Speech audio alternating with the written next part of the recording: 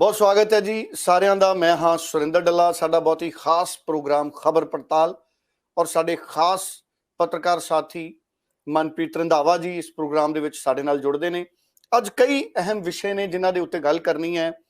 ਰੌਲਾ ਭਗਵੰਤ ਦੇ ਫੈਸਲੇ ਦਿੱਲੀ ਤੋਂ, ਇਹ ਰੌਲਾ ਆਮ ਪੈ ਰਿਹਾ ਹੈ ਕਿ ਭਗਵੰਤ ਮਾਨ ਦੇ ਫੈਸਲੇ ਵੀ ਕੀ ਦਿੱਲੀ ਤੋਂ ਹੋ ਰਹੇ ਨੇ। ਉਂਝ ਦਿੱਲੀ ਜ਼ਿਆਦਾ ਮਾਫਕ ਨਹੀਂ ਆਉਂਦੀ ਪੰਜਾਬ ਨੂੰ, ਇਤਿਹਾਸ ਗਵਾਹ ਹੈ। ਅਸੀਂ ਸਿਆਸੀ ਤਜਰਬੇ ਦੇਖੇ ਨੇ। ਉਂਝ ਸਾਡੀ ਰਾਜਧਾਨੀ ਹੈ ਦਿੱਲੀ, ਸਾਨੂੰ ਮਾਣ ਹੈ ਦਿੱਲੀ ਤੇ। ਫਿਰ ਦੂਜੀ ਗੱਲ ਹੈ ਵੀ ਕੀ ਅੱਜ ਫੇਰ ਭਗਵੰਤ ਪੰਜਾਬ ਛੱਡ ਦੂ, ਇਹ ਵੀ ਇੱਕ ਬਹੁਤ ਵੱਡਾ ਸਵਾਲ ਹੈ। ਫਿਰ ਚਰਚਾਵਾਂ ਹੋ ਰਹੀਆਂ ਨੇ, ਕਹਿੰਦੇ ਅਧਿਆਪਕਾਂ ਨੂੰ ਦਿੱਲੀ ਮਾਡਲ ਦਾ ਸੇਕ ਲੱਗ ਰਿਹਾ ਹੈ। ਮੰਦਭਾਗੀ ਗੱਲ ਹੈ, ਪਰ ਇਹ ਕਿਵੇਂ, ਇਹਦੇ ਉੱਪਰ ਵੀ ਐਨਾਲਿਸਿਸ ਲਵਾਂਗੇ ਮਨਪ੍ਰੀਤ ਰੰਧਾਵਾ ਜੀ ਦਾ। ਫਿਰ ਚਰਚਾ ਇਹ ਵੀ ਚੱਲ ਰਹੀ ਹੈ, ਕਈ ਲੋਕ ਕਹਿੰਦੇ ਵੀ ਸਿੱਧੂ ਤੋਂ ਕਈ ਵੱਡੇ ਵੱਡੇ ਕਾਂਗਰਸੀ ਡਰਨ ਲੱਗ ਗਏ, ਪਿੱਛੇ ਪੈ ਗਏ। ਅਜਿਹਾ ਕੀ ਕਰਤਾ ਨਵਜੋਤ ਸਿੰਘ ਸਿੱਧੂ ਨੇ,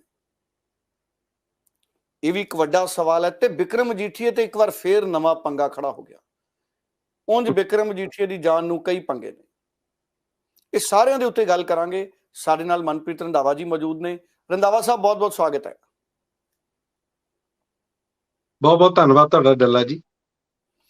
ਸਵਾਲ ਸਭ ਤੋਂ ਵੱਡਾ ਇਹ ਹੈ ਜੀ ਕਿ ਰੌਲਾ ਪੈ ਗਿਆ, ਕਹਿੰਦੇ ਭਗਵੰਤ ਦੇ ਫੈਸਲੇ ਵੀ ਦਿੱਲੀ ਤੋਂ, ਕਿ ਦਿੱਲੀ ਤੋਂ ਫੈਸਲੇ ਹੋਣੇ ਗਲਤ ਹੈ। ਬੀਜੇਪੀ ਦੇ ਫੈਸਲੇ ਵੀ ਦਿੱਲੀ ਤੋਂ ਹੁੰਦੇ, ਕਾਂਗਰਸ ਦੇ ਵੀ ਫੈਸਲੇ ਦਿੱਲੀ ਤੋਂ ਹੁੰਦੇ ਸੀ।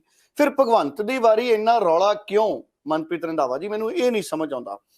ਤੇ ਦੂਜਾ, ਅੱਜ ਕਹਿੰਦੇ ਭਗਵੰਤ ਜੀ ਮੁੜ ਪੰਜਾਬ ਛੱਡ ਜਾਣਗੇ, ਹਿਮਾਚਲ ਜਾਣਾ, ਉੱਥੇ ਰੋਡ ਸ਼ੋਅ ਹੈ, ਕੇਜਰੀਵਾਲ ਸਾਹਿਬ ਨੇ ਵੀ ਆਉਣਾ। ਇਹ ਬਣ ਕੀ ਰਹੀਆਂ ਨੇ ਸਥਿਤੀਆਂ? ਕੌਣ ਤੈਅ ਕਰਦਾ ਹੈ ਕਿ ਭਗਵੰਤ ਮਾਨ ਕਦੋਂ ਪੰਜਾਬ ਰਹਿਣਗੇ, ਕਦੋਂ ਬਾਹਰ ਚਲੇ ਜਾਣਗੇ? ਉਂਝ ਸਮਾਂ ਪੰਜਾਬ ਨੂੰ ਜ਼ਿਆਦਾ ਦੇ ਨਹੀਂ ਪਾ ਰਹੇ, ਇਹ ਵੀ ਇੱਕ ਚਿੰਤਾ ਵਾਲੀ ਗੱਲ। ਦੇਖੋ ਡੱਲਾ ਜੀ, ਦਿੱਲੀ ਤੋਂ ਜਿਹੜੀਆਂ ਸਾਰੀਆਂ ਨੈਸ਼ਨਲ ਪਾਰਟੀਆਂ ਜਿਨ੍ਹਾਂ ਨੂੰ ਆਪਾਂ ਕਹਿੰਦੇ ਆ, ਲਗਭਗ ਉਹ ਸਾਰੀਆਂ ਕੰਟਰੋਲ ਹੁੰਦੀਆਂ। ਇਹ ਗੱਲ ਠੀਕ ਆ, ਸਾਰਿਆਂ ਦੀ ਜੇ ਹਾਈ ਕਮਾਂਡ ਕਹਿ ਲਓ, ਸੀਨੀਅਰ ਲੀਡਰਸ਼ਿਪ ਕਹਿ ਲਓ, ਸੀਨੀਅਰ ਜਿਹੜੇ ਆਗੂ ਨੇ ਉੱਥੇ ਬੈਠੇ ਨੇ। ਲੇਕਿਨ ਮੈਂ ਥੋੜਾ ਜਿਹਾ ਫਰਕ ਦੇਖਦਾ ਆਮ ਆਦਮੀ ਪਾਰਟੀ 'ਚ ਤੇ ਦੂਸਰੀ ਸਿਆਸੀ ਪਾਰਟੀਆਂ ਦੇ ਵਿੱਚ। ਮੈਨੂੰ ਨਹੀਂ ਲੱਗਦਾ ਕਦੇ ਸੋਨੀਆ ਗਾਂਧੀ, ਜਿਹੜੇ ਆਲ ਇੰਡੀਆ ਕਾਂਗਰਸ ਕਮੇਟੀ ਦੇ ਪ੍ਰੈਜ਼ੀਡੈਂਟ ਨੇ, ਉਹ ਪੰਜਾਬ 'ਚ ਆ ਕੇ ਕੋਈ ਪ੍ਰੈਸ ਕਾਨਫਰੰਸ ਨੂੰ ਐਡਰੈਸ ਕਰਨਗੇ ਜਾਂ ਪੰਜਾਬ ਇਸ਼ੂਜ਼ ਤੇ ਕਿਸੇ ਤਰ੍ਹਾਂ ਦਾ ਕੋਈ ਆਪਣੀ ਟਿੱਪਣੀ ਦੇਣਗੇ। ਹਾਂ ਠੀਕ ਹੈ, ਉਹ ਪਾਰਟੀ ਦੇ ਅਫੇਅਰਸ ਚਲਾਉਂਦੇ ਨੇ। ਇਸੇ ਤਰ੍ਹਾਂ ਤੁਹਾਨੂੰ ਰਾਹੁਲ ਗਾਂਧੀ, ਪ੍ਰਿੰਕਾ ਗਾਂਧੀ ਆ ਕੇ ਪੰਜਾਬ ਦੀ ਇਸ ਧਰਤੀ ਤੇ ਆ ਕੇ, ਹਾਂ ਜੇ ਕੋਈ ਇਵੈਂਟ ਆ ਉਹ ਵੱਖਰੀ ਗੱਲ ਆ, ਉਹ ਕਦੇ ਕੋਈ ਪ੍ਰੈਸ ਕਾਨਫਰੰਸ ਨਹੀਂ ਕਰਦੇ। ਇਸੇ ਤਰ੍ਹਾਂ ਜੇਪੀ ਨੱਡਾ, ਜਿਹੜੇ ਭਾਰਤੀ ਜਨਤਾ ਪਾਰਟੀ ਦੇ ਨੈਸ਼ਨਲ ਪ੍ਰੈਜ਼ੀਡੈਂਟ ਨੇ, ਜਾਂ ਉਹਨਾਂ ਦੇ ਪ੍ਰਧਾਨ ਮੰਤਰੀ ਦਾ, ਚਲੋ ਉਹਨਾਂ ਕੋਲ ਤਾਂ ਇੰਨਾ ਵਕਤ ਹੀ ਨਹੀਂ ਹੁੰਦਾ, ਜਾਂ ਹੋਰ ਆਗੂ ਨੇ, ਮੈਨੂੰ ਨਹੀਂ ਲੱਗਦਾ ਉਹਨਾਂ ਕੋਲ ਵਕਤ ਹੁੰਦਾ ਇੱਥੇ ਆ ਕੇ ਪ੍ਰੈਸ ਕਾਨਫਰੰਸ ਕਰਕੇ ਆਪ ਮੁਹਾਰੇ ਹੋ ਕੇ ਉਹ ਟਿੱਪਣੀਆਂ ਤੇ ਸਟੇਟਮੈਂਟਸ ਦੇਣ। ਲੇਕਿਨ ਅਰਵਿੰਦ ਕੇਜਰੀਵਾਲ ਉਹ ਨੈਸ਼ਨਲ ਕਨਵੀਨਰ ਨੇ, ਲੇਕਿਨ ਅਕਸਰ ਜਾਂ ਤਾਂ ਅਸੀਂ ਉਹਨਾਂ ਨੂੰ ਪ੍ਰੈਸ ਕਾਨਫਰੰਸਿਸ ਕਰਦੇ ਦੇਖਦੇ, ਤੇ ਇਸੇ ਕਰਕੇ ਆਮ ਆਦਮੀ ਪਾਰਟੀ ਤੇ ਇਹ ਠੱਪਾ ਲੱਗਦਾ ਸੀ ਕਿ ਸਾਰੇ ਡਿਸੀਜਨ ਦਿੱਲੀ ਤੋਂ ਹੋਣਗੇ। ਦੇਖੋ, ਨੈਸ਼ਨਲ ਲੈਵਲ ਦੇ ਲੀਡਰ ਕੋਈ ਆਪਣੀ ਪਾਰਟੀ ਦਾ ਫੈਸਲਾ ਲੈਂਦੇ ਨੇ, ਕਿਸੇ ਨੂੰ ਕਿਸੇ ਤਰ੍ਹਾਂ ਦੀ ਕੋਈ ਇਹਦੇ ਵਿੱਚ ਕੋਈ ਅੜਚਨ ਨਹੀਂ ਹੋਣੀ ਚਾਹੀਦੀ, ਜਾਂ ਕਿਸੇ ਤਰ੍ਹਾਂ ਦਾ ਕੋਈ ਇਸ ਉੱਤੇ ਕਿੰਤੂ ਪਰੰਤੂ ਨਹੀਂ ਹੋਣੇ ਚਾਹੀਦੇ। ਲੇਕਿਨ ਡੱਲਾ ਜੀ, ਗੱਲ ਉੱਥੇ ਆਉਂਦੀ ਹੈ ਕਿ ਜੇ ਸਾਰੇ ਦੇ ਸਾਰੇ ਫੈਸਲੇ ਜਾਂ ਜਿਹੜੀ ਬਾਗਡੋਰ ਆ ਦਿੱਲੀ ਦੇ ਹੱਥ 'ਚ ਹੀ ਹੋ ਜੇ। ਮੈਨੂੰ ਯਾਦ ਹੈ ਕਈ ਵਾਰੀ ਕੈਪਟਨ ਅਮਰਿੰਦਰ ਸਿੰਘ ਲੈ ਲਓ, ਜਾਂ ਹੋਰ ਵੀ ਕਈ ਇਸ ਤਰ੍ਹਾਂ ਦੇ ਆਗੂ ਹੋਣਗੇ, ਜਿਹੜੇ ਅਕਸਰ ਜਿਨ੍ਹਾਂ ਨੂੰ ਲੱਗਦਾ ਸੀ ਕਿ ਪੰਜਾਬ ਦੇ ਹਿੱਤ, ਪੰਜਾਬ ਦੇ ਜਿਹੜੇ ਡਿਸੀਜਨ ਨੇ, ਉਹ ਪੰਜਾਬ ਦੇ ਲੋਕਾਂ ਨੂੰ ਪੁੱਛ ਕੇ ਜਾਂ ਪੰਜਾਬ ਦੀ ਰਾਏ ਲੈ ਕੇ ਜਾਂ ਇੱਥੋਂ ਦੇ ਵਾਤਾਵਰਨ ਨੂੰ ਜਾਂ ਹਾਲਾਤਾਂ ਨੂੰ ਦੇਖ ਕੇ ਸਮਝ ਕੇ ਫਿਰ ਲੈਣੇ ਚਾਹੀਦੇ ਨੇ। ਲੇਕਿਨ ਮੈਨੂੰ ਲੱਗਦਾ ਆਮ ਆਦਮੀ ਪਾਰਟੀ ਨੂੰ ਹਰਿਆਣੇ ਦੀ ਤਾਂ ਚਲੋ ਬਾਅਦ 'ਚ, ਗੁਜਰਾਤ ਤੇ ਹਿਮਾਚਲ ਪ੍ਰਦੇਸ਼ ਦੀਆਂ ਚੋਣਾਂ ਨੇ ਇਸ ਤਰ੍ਹਾਂ ਉਹਨਾਂ ਨੂੰ ਇੱਕ ਤਰ੍ਹਾਂ ਪੱਬਾਂ ਭਾਰ ਕਰਤਾ ਕਿ ਉਹ ਲਗਾਤਾਰ, ਮੈਂ ਦੇਖਦਾ ਕਿ ਭਗਵੰਤ ਮਾਨ ਦਾ, ਜਿਸ ਤਰ੍ਹਾਂ ਤੁਸੀਂ ਕਿਹਾ, ਅੱਜ ਫੇਰ ਇੱਕ ਵਾਰੀ ਛੱਡੂ ਭਗਵੰਤ ਮਾਨ ਪੰਜਾਬ, ਉਹ ਲਗਾਤਾਰ ਜਾਂ ਤਾਂ ਸਾਨੂੰ ਗੁਜਰਾਤ 'ਚ ਦਿਖਾਈ ਦਿੰਦਾ, ਜਿਸ ਤਰ੍ਹਾਂ ਕਿਹਾ ਕਿ ਅੱਜ ਫੇਰ ਤੁਹਾਨੂੰ ਪਤਾ ਹੀ ਹੈ ਕਿ ਭਾਰਤੀ ਜਨਤਾ ਪਾਰਟੀ ਦਾ ਸਥਾਪਨਾ ਦਿਵਸ ਆ, ਤੇ ਅੱਜ ਫੇਰ ਉਹ ਉੱਥੇ ਹਿਮਾਚਲ ਪ੍ਰਦੇਸ਼ ਦੇ ਵਿੱਚ ਦਿਖਾਈ ਦੇਣਗੇ। ਕੋਈ ਪ੍ਰਚਾਰ ਕਰਨਾ, ਆਪਣੀ ਪਾਰਟੀ ਦਾ ਪ੍ਰਚਾਰ ਕਰਨਾ, ਕਿਤੇ ਜਾ ਕੇ ਸਰਕਾਰ ਬਣਨੀ। ਜਿਵੇਂ ਤੁਸੀਂ ਕਿਹਾ ਕਿ ਅੱਜ ਭਾਰਤੀ ਜਨਤਾ ਪਾਰਟੀ ਦਾ ਵੀ ਉਹਨਾਂ ਦਾ ਸਥਾਪਨਾ ਦਿਵਸ ਹੈ, ਤੇ ਆਮ ਆਦਮੀ ਪਾਰਟੀ ਦੀ ਤਿਰੰਗਾ ਯਾਤਰਾ ਹੈ, ਕੇਜਰੀਵਾਲ ਸਾਹਿਬ ਨੇ ਵੀ ਜਾਣਾ ਹੈ ਹਿਮਾਚਲ। ਜੀ ਬਿਲਕੁਲ ਠੀਕ ਹੈ। ਸੋ ਡੱਲਾ ਜੀ, ਕਿਸੇ ਨੂੰ ਇਸ ਤੇ ਨਹੀਂ ਹੈ, ਲੇਕਿਨ ਪੰਜਾਬ ਦੇ ਜਿਹੜੇ ਮਸਲੇ ਆ, ਮੈਂ ਇਹਨੂੰ ਇਸ ਨਾਲ ਵੀ ਜੋੜਨਾ ਕਿ ਪਿਛਲੇ ਦਿਨਾਂ ਤੋਂ ਜਿਉਂ 1 ਅਪ੍ਰੈਲ ਤੋਂ ਆਪਾਂ ਕੱਲ ਵੀ ਗੱਲ ਕੀਤੀ ਸੀ, ਜਦੋਂ ਤੋਂ ਮਤਾ ਪਾਸ ਹੋਇਆ, ਰੈਜ਼ੋਲੂਸ਼ਨ ਪਾਸ ਹੋਇਆ, ਤੇ ਕੱਲ ਹਰਿਆਣਾ ਦੀ ਵਿਧਾਨ ਸਭਾ ਦੇ ਵਿੱਚ ਆਪਾਂ ਨੂੰ ਇਹ ਵੀ ਪਤਾ ਕਿ ਯੂਨੈਨਿਮਸਲੀ ਪੰਜਾਬ ਦੇ ਖਿਲਾਫ ਮਤੇ ਪਾਸ ਹੋ ਗਿਆ। ਔਰ ਦੂਸਰਾ ਜਿਹੜਾ ਮਤਾ ਪਾਸ ਹੋਇਆ, ਉਹਨਾਂ ਨੇ ਮਤਾ ਪਾਸ ਕੀਤਾ ਕਿ SYL ਦੀ ਜਿਹੜੀ ਕੰਸਟਰਕਸ਼ਨ ਆ ਉਹ ਵੀ ਪੂਰੀ ਤਰ੍ਹਾਂ ਮੁਕੰਮਲ ਹੋਵੇ। ਔਰ ਕਈਆਂ ਨੇਤਾ ਜਿਹੜੇ ਉਹਨਾਂ ਦੇ ਜੀ ਜੀ ਬਿਲਕੁਲ ਸੁਪਰੀਮ ਕੋਰਟ ਦੇ ਫੈਸਲੇ ਨੂੰ ਉਹ ਕਹਿੰਦੇ ਐਗਜ਼ੀਕਿਊਟ ਕਰਾਵੇ ਸਰਕਾਰ, ਔਰ ਸੁਪਰੀਮ ਕੋਰਟ 'ਚ ਵੀ ਉਹ ਜਾਣ ਦੀਆਂ ਗੱਲਾਂ ਕਰ ਰਹੇ ਨੇ ਦੁਬਾਰਾ। ਸੋ ਲਗਾਤਾਰ ਪੰਜਾਬ ਨੂੰ, ਚਾਹੇ ਕੇਂਦਰ ਆ, ਜਿਸ ਤਰ੍ਹਾਂ ਉਹ ਗੱਲ ਕਰ ਰਹੇ ਨੇ ਕਿ ਵੱਧ ਅਧਿਕਾਰਾਂ ਦੀ ਜਾਂ ਇੱਥੋਂ ਦੀਆਂ ਸਰਵਿਸ ਰੂਲਸ ਦੀ ਜਾਂ ਹੋਰ ਕਈ ਮਾਮਲੇ ਨੇ, ਲਗਾਤਾਰ ਪੰਜਾਬ ਨੂੰ ਹਰਿਆਣੇ ਤੋਂ, ਹਿਮਾਚਲ ਤੋਂ ਜਾਂ ਕੇਂਦਰ ਸਰਕਾਰ ਵੱਲੋਂ ਘੇਰਿਆ ਜਾ ਰਿਹਾ। ਤੇ ਜੇ ਮੁੱਖ ਮੰਤਰੀ ਇੱਥੇ ਰਹਿ ਕੇ ਇਹ ਸਾਰੇ ਮਸਲਿਆਂ ਉੱਤੇ ਗੱਲਬਾਤ ਨਹੀਂ ਕਰਨਗੇ, ਚਾਹੇ ਆਲ ਪਾਰਟੀ ਮੀਟਿੰਗ ਨਹੀਂ ਕਰਨਗੇ ਜਾਂ ਹੋਰ ਕਈ ਵਿਚਾਰ ਵਟਾਂਦਰੇ ਨਹੀਂ ਕਰਨਗੇ, ਤੇ ਮੈਨੂੰ ਲੱਗਦਾ ਆਉਣ ਵਾਲੇ ਦਿਨਾਂ ਦੇ ਵਿੱਚ ਇਹ ਜਿਹੜੇ ਮਸਲੇ ਆ ਉਹ ਪੰਜਾਬ ਲਈ ਹੋਰ ਔਕੜਾਂ ਜਾਂ ਮੁਸ਼ਕਲਾਂ ਖੜੀਆਂ ਕਰ ਸਕਦੇ ਨੇ। ਸੋ ਇਹੀ ਚੀਜ਼ਾਂ ਤੇ ਜਿਵੇਂ ਜੀ ਰੰਧਾਵਾ ਜੀ, ਜਿਵੇਂ ਉਹਨਾਂ ਨੇ ਹਾਈ ਕੋਰਟ ਦੀ ਵੀ ਅੱਜ ਗੱਲ ਕਰ ਲਈ, ਮੈਂ ਸੁਣ ਰਿਹਾ ਸੀ ਕਿ ਹਾਈ ਕੋਰਟ ਵੀ ਸਾਡੀ ਵੱਖਰੀ ਹੋਣੀ ਚਾਹੀਦੀ ਹੈ। 1 ਅਪ੍ਰੈਲ ਨੂੰ ਪੰਜਾਬ ਦੀ ਵਿਧਾਨ ਸਭਾ 'ਚ ਮਤੇ ਪਾਸ ਹੋਏ ਸੀ, ਉਸ ਤੋਂ ਬਾਅਦ ਗੱਲ ਸਮਝ ਨਹੀਂ ਆਈ ਕਿ ਕਿੱਧਰ ਨੂੰ ਗਈ ਹੈ। ਹੋਣਾ ਕੀ ਚਾਹੀਦਾ ਸੀ? ਜੋ ਕੁਝ ਕੱਲ ਵਾਪਰਿਆ ਉਹਦੇ ਨਾਲ ਜੋੜ ਕੇ ਜੇ ਤੁਸੀਂ ਛੋਟੀ ਜਿਹੀ ਤੁਲਨਾ ਕਰ ਦਿਓ। ਦੇਖੋ, ਮੈਨੂੰ ਤਾਂ ਇੰਨੀ ਗੱਲ ਲੱਗਦੀ ਹੈ ਸੀ ਕਿ ਇਮੀਡੀਏਟਲੀ ਚਾਹੇ ਉਹ ਆਪਣੀ ਪਾਰਟੀ ਦਾ ਹੀ ਫੈਸਲਾ ਲੈਂਦੇ, ਨਾ ਲੈਂਦੇ ਵਿਰੋਧੀ ਪਾਰਟੀਆਂ ਨੂੰ, ਕਿਉਂਕਿ ਵਿਰੋਧੀ ਪਾਰਟੀਆਂ ਤੇ ਵੀ ਕਈ ਤਰ੍ਹਾਂ ਦੇ ਸਵਾਲ ਖੜੇ ਹੁੰਦੇ ਆ। ਔਰ ਵਿਰੋਧੀ ਪਾਰਟੀਆਂ ਨੇ ਸਦਨ ਦੇ ਪਟਲ ਤੇ, ਯਾਨੀ ਕਿ ਵਿਧਾਨ ਸਭਾ ਦੇ ਵਿੱਚ ਕਹਿ ਦਿੱਤਾ ਸੀ ਕਿ ਜੇ ਤੁਸੀਂ ਆਪ ਮੁਹਾਰੇ ਹੋ ਕੇ ਵੀ ਜਾਣਾ ਚਾਹੁੰਦੇ ਹੋ, ਲੇਕਿਨ ਪ੍ਰਧਾਨ ਮੰਤਰੀ ਦੇ ਨਾਲ, ਤੁਸੀਂ ਗ੍ਰਹਿ ਮੰਤਰੀ ਦੇ ਨਾਲ ਫਟਾਫਟ ਆਪਣੀ ਮੀਟਿੰਗ ਫਿਕਸ ਕਰੋ, ਤੇ ਜੇ ਨਹੀਂ ਤੁਹਾਡੀ ਮੀਟਿੰਗ ਫਿਕਸ ਹੁੰਦੀ, ਸੁਪਰੀਮ ਕੋਰਟ ਦਾ ਰਸਤਾ ਅਖਤਿਆਰ ਕਰੋ, ਤੇ ਜੇ ਇਹ ਵੀ ਨਹੀਂ ਹੁੰਦਾ ਤੇ ਪਾਰਲੀਮੈਂਟ ਦੇ ਬਾਹਰ ਜਾ ਕੇ ਧਰਨਾ ਦੇਣ ਲਈ ਅਸੀਂ ਤਿਆਰ ਹਾਂ। ਜੋ ਕੋਈ ਨਾ ਕੋਈ ਰਾਸਤਾ ਅਖਤਿਆਰ ਕਰਦੇ ਨਜ਼ਰ ਆਉਣਾ ਚਾਹੀਦਾ ਸੀ, ਪਰ ਉਹ ਚੀਜ਼ਾਂ ਸਾਨੂੰ ਹਜੇ ਨਜ਼ਰ ਨਹੀਂ ਆ ਰਹੀਆਂ। ਦੂਸਰੇ ਪਾਸੇ ਹਰਿਆਣਾ ਜਿਹੜਾ ਉਹ ਸਡਨਲੀ ਇੱਕਦਮ ਐਕਟਿਵ ਹੋ ਗਿਆ। ਤੁਸੀਂ ਦੇਖੋ, ਉਹਨਾਂ ਦੇ ਜਿਹੜੇ ਮੰਤਰੀ ਨੇ ਅਨਿਲ ਵਿਜ, ਉਹਨਾਂ ਨੇ ਤਾਂ ਇੱਥੋਂ ਤੱਕ ਕਹਿਤਾ ਕਿ ਚਾਹੇ ਕੁਝ ਵੀ ਹੋ ਜੇ, ਚੰਡੀਗੜ੍ਹ ਤਾਂ ਸਾਡਾ ਹੱਕ ਆ, ਅਸੀਂ ਲੈ ਕੇ ਰਵਾਂਗੇ। ਯਾਨੀ ਕਿ ਬਹੁਤ ਤਰ੍ਹਾਂ ਦੀਆਂ ਬਿਆਨਬਾਜ਼ੀਆਂ ਹੋ ਰਹੀਆਂ ਨੇ। ਅੱਜ ਮੈਂ ਦੇਖਿਆ ਰਾਜ ਸਭਾ ਦੇ ਮੈਂਬਰ, ਤੁਸੀਂ ਇੱਕ ਚੀਜ਼ ਹੋਰ ਦੇਖੋ, ਰਾਜ ਸਭਾ ਦੇ ਸਾਡੇ ਜਿਹੜੇ 5 ਮੈਂਬਰ ਆ ਉਹਨਾਂ ਦੀ ਆਪਾਂ ਗੱਲ ਕੀਤੀ ਸੀ, ਕੋਈ ਕਾਨਫਰੰਸ ਨਹੀਂ ਕੀਤੀ, ਲੇਕਿਨ ਦਪਿੰਦਰ ਹੁੱਡਾ ਜਦੋਂ ਜਾ ਕੇ ਰਾਜ ਸਭਾ ਦੇ ਵਿੱਚ ਟਾਈਮ ਮੰਗਦੇ ਨੇ, ਵਕਤ ਮੰਗਦੇ ਨੇ ਕਿ ਮੈਂ ਚੰਡੀਗੜ੍ਹ ਦੇ ਮੁੱਦੇ ਤੇ ਗੱਲ ਕਰਨੀ ਹੈ, ਖੈਰ ਉਹਨਾਂ ਨੂੰ ਸਪੀਕਰ ਗੱਲ ਕਰਨ ਨਹੀਂ ਦਿੰਦੇ, ਉਹ ਵੱਖਰੀ ਗੱਲ ਆ, ਲੇਕਿਨ ਜਾ ਕੇ ਉਹ ਮੁੱਦਾ ਤਾਂ ਚੁੱਕਦੇ ਆ। ਸੋ ਦੂਸਰੇ ਪਾਸੇ ਜੀ ਸੋ ਮੇਰਾ ਕਹਿਣ ਦਾ ਮਤਲਬ, ਸਾਨੂੰ ਜਿਹੜੇ ਪੰਜਾਬ ਤੋਂ ਨੋਮੀਨੇਟ ਕੀਤੇ ਗਏ ਨੇ, ਪੰਜਾਬ ਤੋਂ ਭੇਜੇ ਗਏ ਨੇ, ਉਹਨਾਂ ਦੀ ਆਵਾਜ਼ਾਂ ਨਜ਼ਰ ਨਹੀਂ ਆ ਰਹੀਆਂ ਜਾਂ ਸੁਣਾਈ ਨਹੀਂ ਦੇ ਰਹੀਆਂ ਕਿਤੇ ਨਾ ਕਿਤੇ, ਜਿਸ ਤਰ੍ਹਾਂ ਕੱਲ ਵੀ ਗੱਲ ਕੀਤੀ। ਸੋ ਇਹ ਸਾਰੇ ਮੁੱਦਿਆਂ ਨੂੰ ਲੈ ਕੇ ਮੈਨੂੰ ਲੱਗਦਾ ਬਹੁਤ ਇੱਕ ਐਗਰੈਸਿਵ ਜਿਹੜੀ ਅਪਰੋਚ ਆ ਉਹ ਚਾਹੀਦੀ ਹੈ। ਠੀਕ ਹੈ, ਨਾਲ ਦੀ ਨਾਲ ਸਾਡੀ ਜਿਹੜੀ ਸਮਝ ਕੇ ਜਿਹੜੇ ਵਿਦਵਾਨ ਨੇ ਉਹਨਾਂ ਦੀਆਂ, ਜਿਹੜੇ ਮਾਹਰ ਨੇ ਉਹਨਾਂ ਦੀਆਂ, ਟੈਕਨੋਕ੍ਰੈਟਸ ਨੇ, ਬਿਊਰੋਕਰੈਟਸ ਨੇ, ਸਾਰਿਆਂ ਦੀ ਰਾਏ ਲੈ ਕੇ ਇੱਕ ਪਾਲਿਸੀ ਬਣਾ ਕੇ ਅੱਗੇ ਤੁਰਨਾ ਚਾਹੀਦਾ। ਔਰ ਮੈਨੂੰ ਲੱਗਦਾ ਕਿਤੇ ਨਾ ਕਿਤੇ, ਚਾਹੇ ਜਿੱਦਾਂ ਵਿਰੋਧੀ ਪਾਰਟੀਆਂ ਨੇ ਯੂਨੈਨਿਮਸਲੀ ਸਾਥ ਦਿੱਤਾ, ਉਹਨਾਂ ਨੂੰ ਵੀ ਨਾਲ ਲੈਣਾ ਚਾਹੀਦਾ। ਠੀਕ ਆ, ਉਹਨਾਂ ਦੀ ਪੁਰਾਣੇ ਪਾਸ ਦੇ ਵਿੱਚ ਜੀ ਕਾਰਗੁਜ਼ਾਰੀ ਚਾਹੇ ਨਹੀਂ ਲੱਗੀ, ਪ੍ਰਸ਼ਨਾਂ ਦੇ ਘੇਰੇ ਦੇ ਵਿੱਚ ਆ, ਲੇਕਿਨ ਸਮਾਂ ਆ ਗਿਆ ਜਦੋਂ ਇੱਕ ਹੋ ਕੇ ਸਾਰਿਆਂ ਨੂੰ ਇਸ ਤੇ ਮੁੱਦੇ ਤੇ ਲੜਨਾ, ਕਿਉਂਕਿ ਹਰਿਆਣੇ ਦੇ ਵਿੱਚ ਵੀ ਯੂਨੈਨਿਮਸਲੀ ਪਾਸ ਹੋਇਆ, ਸਾਰੀਆਂ ਧਿਰਾਂ ਇਕੱਠੀਆਂ ਹੋ ਗਈਆਂ ਜਦੋਂ ਪਰ ਰੰਧਾਵਾ ਜੀ SYL ਦਾ ਮਸਲਾ ਵੀ ਉੱਥੇ ਪਾਸ ਹੋ ਗਿਆ। SYL ਤੇ ਜਿਵੇਂ ਤੁਸੀਂ ਕਿਹਾ ਕਿ ਉਹ ਕਹਿੰਦੇ ਬਣਾਓ, ਕਿਤੇ 1 ਅਪ੍ਰੈਲ ਤੋਂ ਬਾਅਦ ਆਮ ਆਦਮੀ ਪਾਰਟੀ ਦੀ ਇਸ ਮੁੱਦੇ ਤੇ ਚੁੱਪੀ। ਦੇਖੋ, 1 ਅਪ੍ਰੈਲ ਤੋਂ ਬਾਅਦ ਕੋਈ ਪ੍ਰੈਸ ਕਾਨਫਰੰਸ ਨਹੀਂ ਹੋਈ ਇਸ ਮਸਲੇ ਤੇ, ਨਾ ਰਾਘਵ ਚੱਡਾ ਨੇ ਕੀਤੀ, ਨਾ ਪਾਠਕ ਸਾਹਿਬ ਨੇ ਕੀਤੀ, ਨਾ ਕੇਜਰੀਵਾਲ ਸਾਹਿਬ ਨੇ ਕੀਤੀ, ਨਾ ਭਗਵੰਤ ਮਾਨ ਨੇ ਕੀਤੀ। 1 ਅਪ੍ਰੈਲ ਤੋਂ ਬਾਅਦ ਕੋਈ ਪ੍ਰੈਸ ਕਾਨਫਰੰਸ ਨਹੀਂ ਹੋਈ। ਕਿਤੇ ਆਮ ਆਦਮੀ ਪਾਰਟੀ ਇਸ ਗੱਲ ਦੀ ਚਿੰਤਾ ਤਾਂ ਨਹੀਂ ਕਰਨ ਲੱਗ ਗਈ ਵੀ ਅਸੀਂ ਮਤਾ ਤਾਂ ਪਾਸ ਕਰਤਾ ਵਿਧਾਨ ਸਭਾ 'ਚ, ਤੇ ਅਸੀਂ ਹਰਿਆਣੇ ਨਾਲ ਸਿਆਸੀ ਦੰਗਲ ਛੇੜ ਲਿਆ, ਤੇ ਹੁਣ ਚੁੱਪ ਕਰੋ। ਕਿਤੇ ਇਹ ਉੱਪਰੋਂ ਹਦਾਇਤਾਂ ਤਾਂ ਨਹੀਂ ਆ ਗਈਆਂ ਦਿੱਲੀ ਵੱਲੋਂ ਵੀ ਭਗਵੰਤ ਮਾਨ ਜੀ ਜੋ ਹੋ ਗਿਆ, ਬਸ ਹੁਣ ਚੁੱਪ ਕਰੋ, ਨਹੀਂ ਤਾਂ ਕਿਤੇ ਭਗਵੰਤ ਮਾਨ ਔਰ ਅਰਵਿੰਦ ਕੇਜਰੀਵਾਲ ਦੋਨਾਂ ਨੂੰ ਜਵਾਬ ਨਾ ਦੇਣਾ ਪਵੇ। ਹੁਣ ਕਿਤੇ ਇਹ ਰਣਨੀਤੀ ਤਾਂ ਨਹੀਂ ਵੀ ਕੇਜਰੀਵਾਲ ਸਾਹਿਬ ਤੋਂ ਆਪਾਂ ਬੁਲਵਾਉਣਾ ਨਹੀਂ SYL ਤੇ ਕੁਝ ਵੀ, ਜਾਂ ਚੰਡੀਗੜ੍ਹ ਤੇ ਬੁਲਵਾਉਣਾ ਨਹੀਂ ਕੁਝ ਵੀ, ਕਿਉਂਕਿ ਹੁਣ ਕੇਜਰੀਵਾਲ ਸਾਹਿਬ ਤਾਂ ਖੁਦ ਹਰਿਆਣੇ ਦੇ ਨੇ, ਉਹ ਤਾਂ ਹਰਿਆਣੇ ਦੇ ਜੰਮਪਲ ਨੇ, ਉਹਨਾਂ ਦੀ ਮਾਂ ਭੂਮੀ ਹਰਿਆਣਾ ਹੈ। ਹੁਣ ਕੇਜਰੀਵਾਲ ਸਾਹਿਬ ਕੀ ਕਹਿਣਗੇ SYL ਤੇ? ਕਿਤੇ ਇਹ ਚਿੰਤਾ ਤਾਂ ਨਹੀਂ ਆਮ ਆਦਮੀ ਪਾਰਟੀ ਦੀ ਵੀ ਆਪਾਂ ਪਤਾ ਪਾਸ ਕਰਤਾ, ਹੁਣ ਆਪਾਂ ਚੁੱਪ ਵੱਟ ਲਓ? ਪਰ ਹਰਿਆਣਾ ਬਹੁਤ ਅਗਰੈਸਿਵ ਹੋ ਗਿਆ।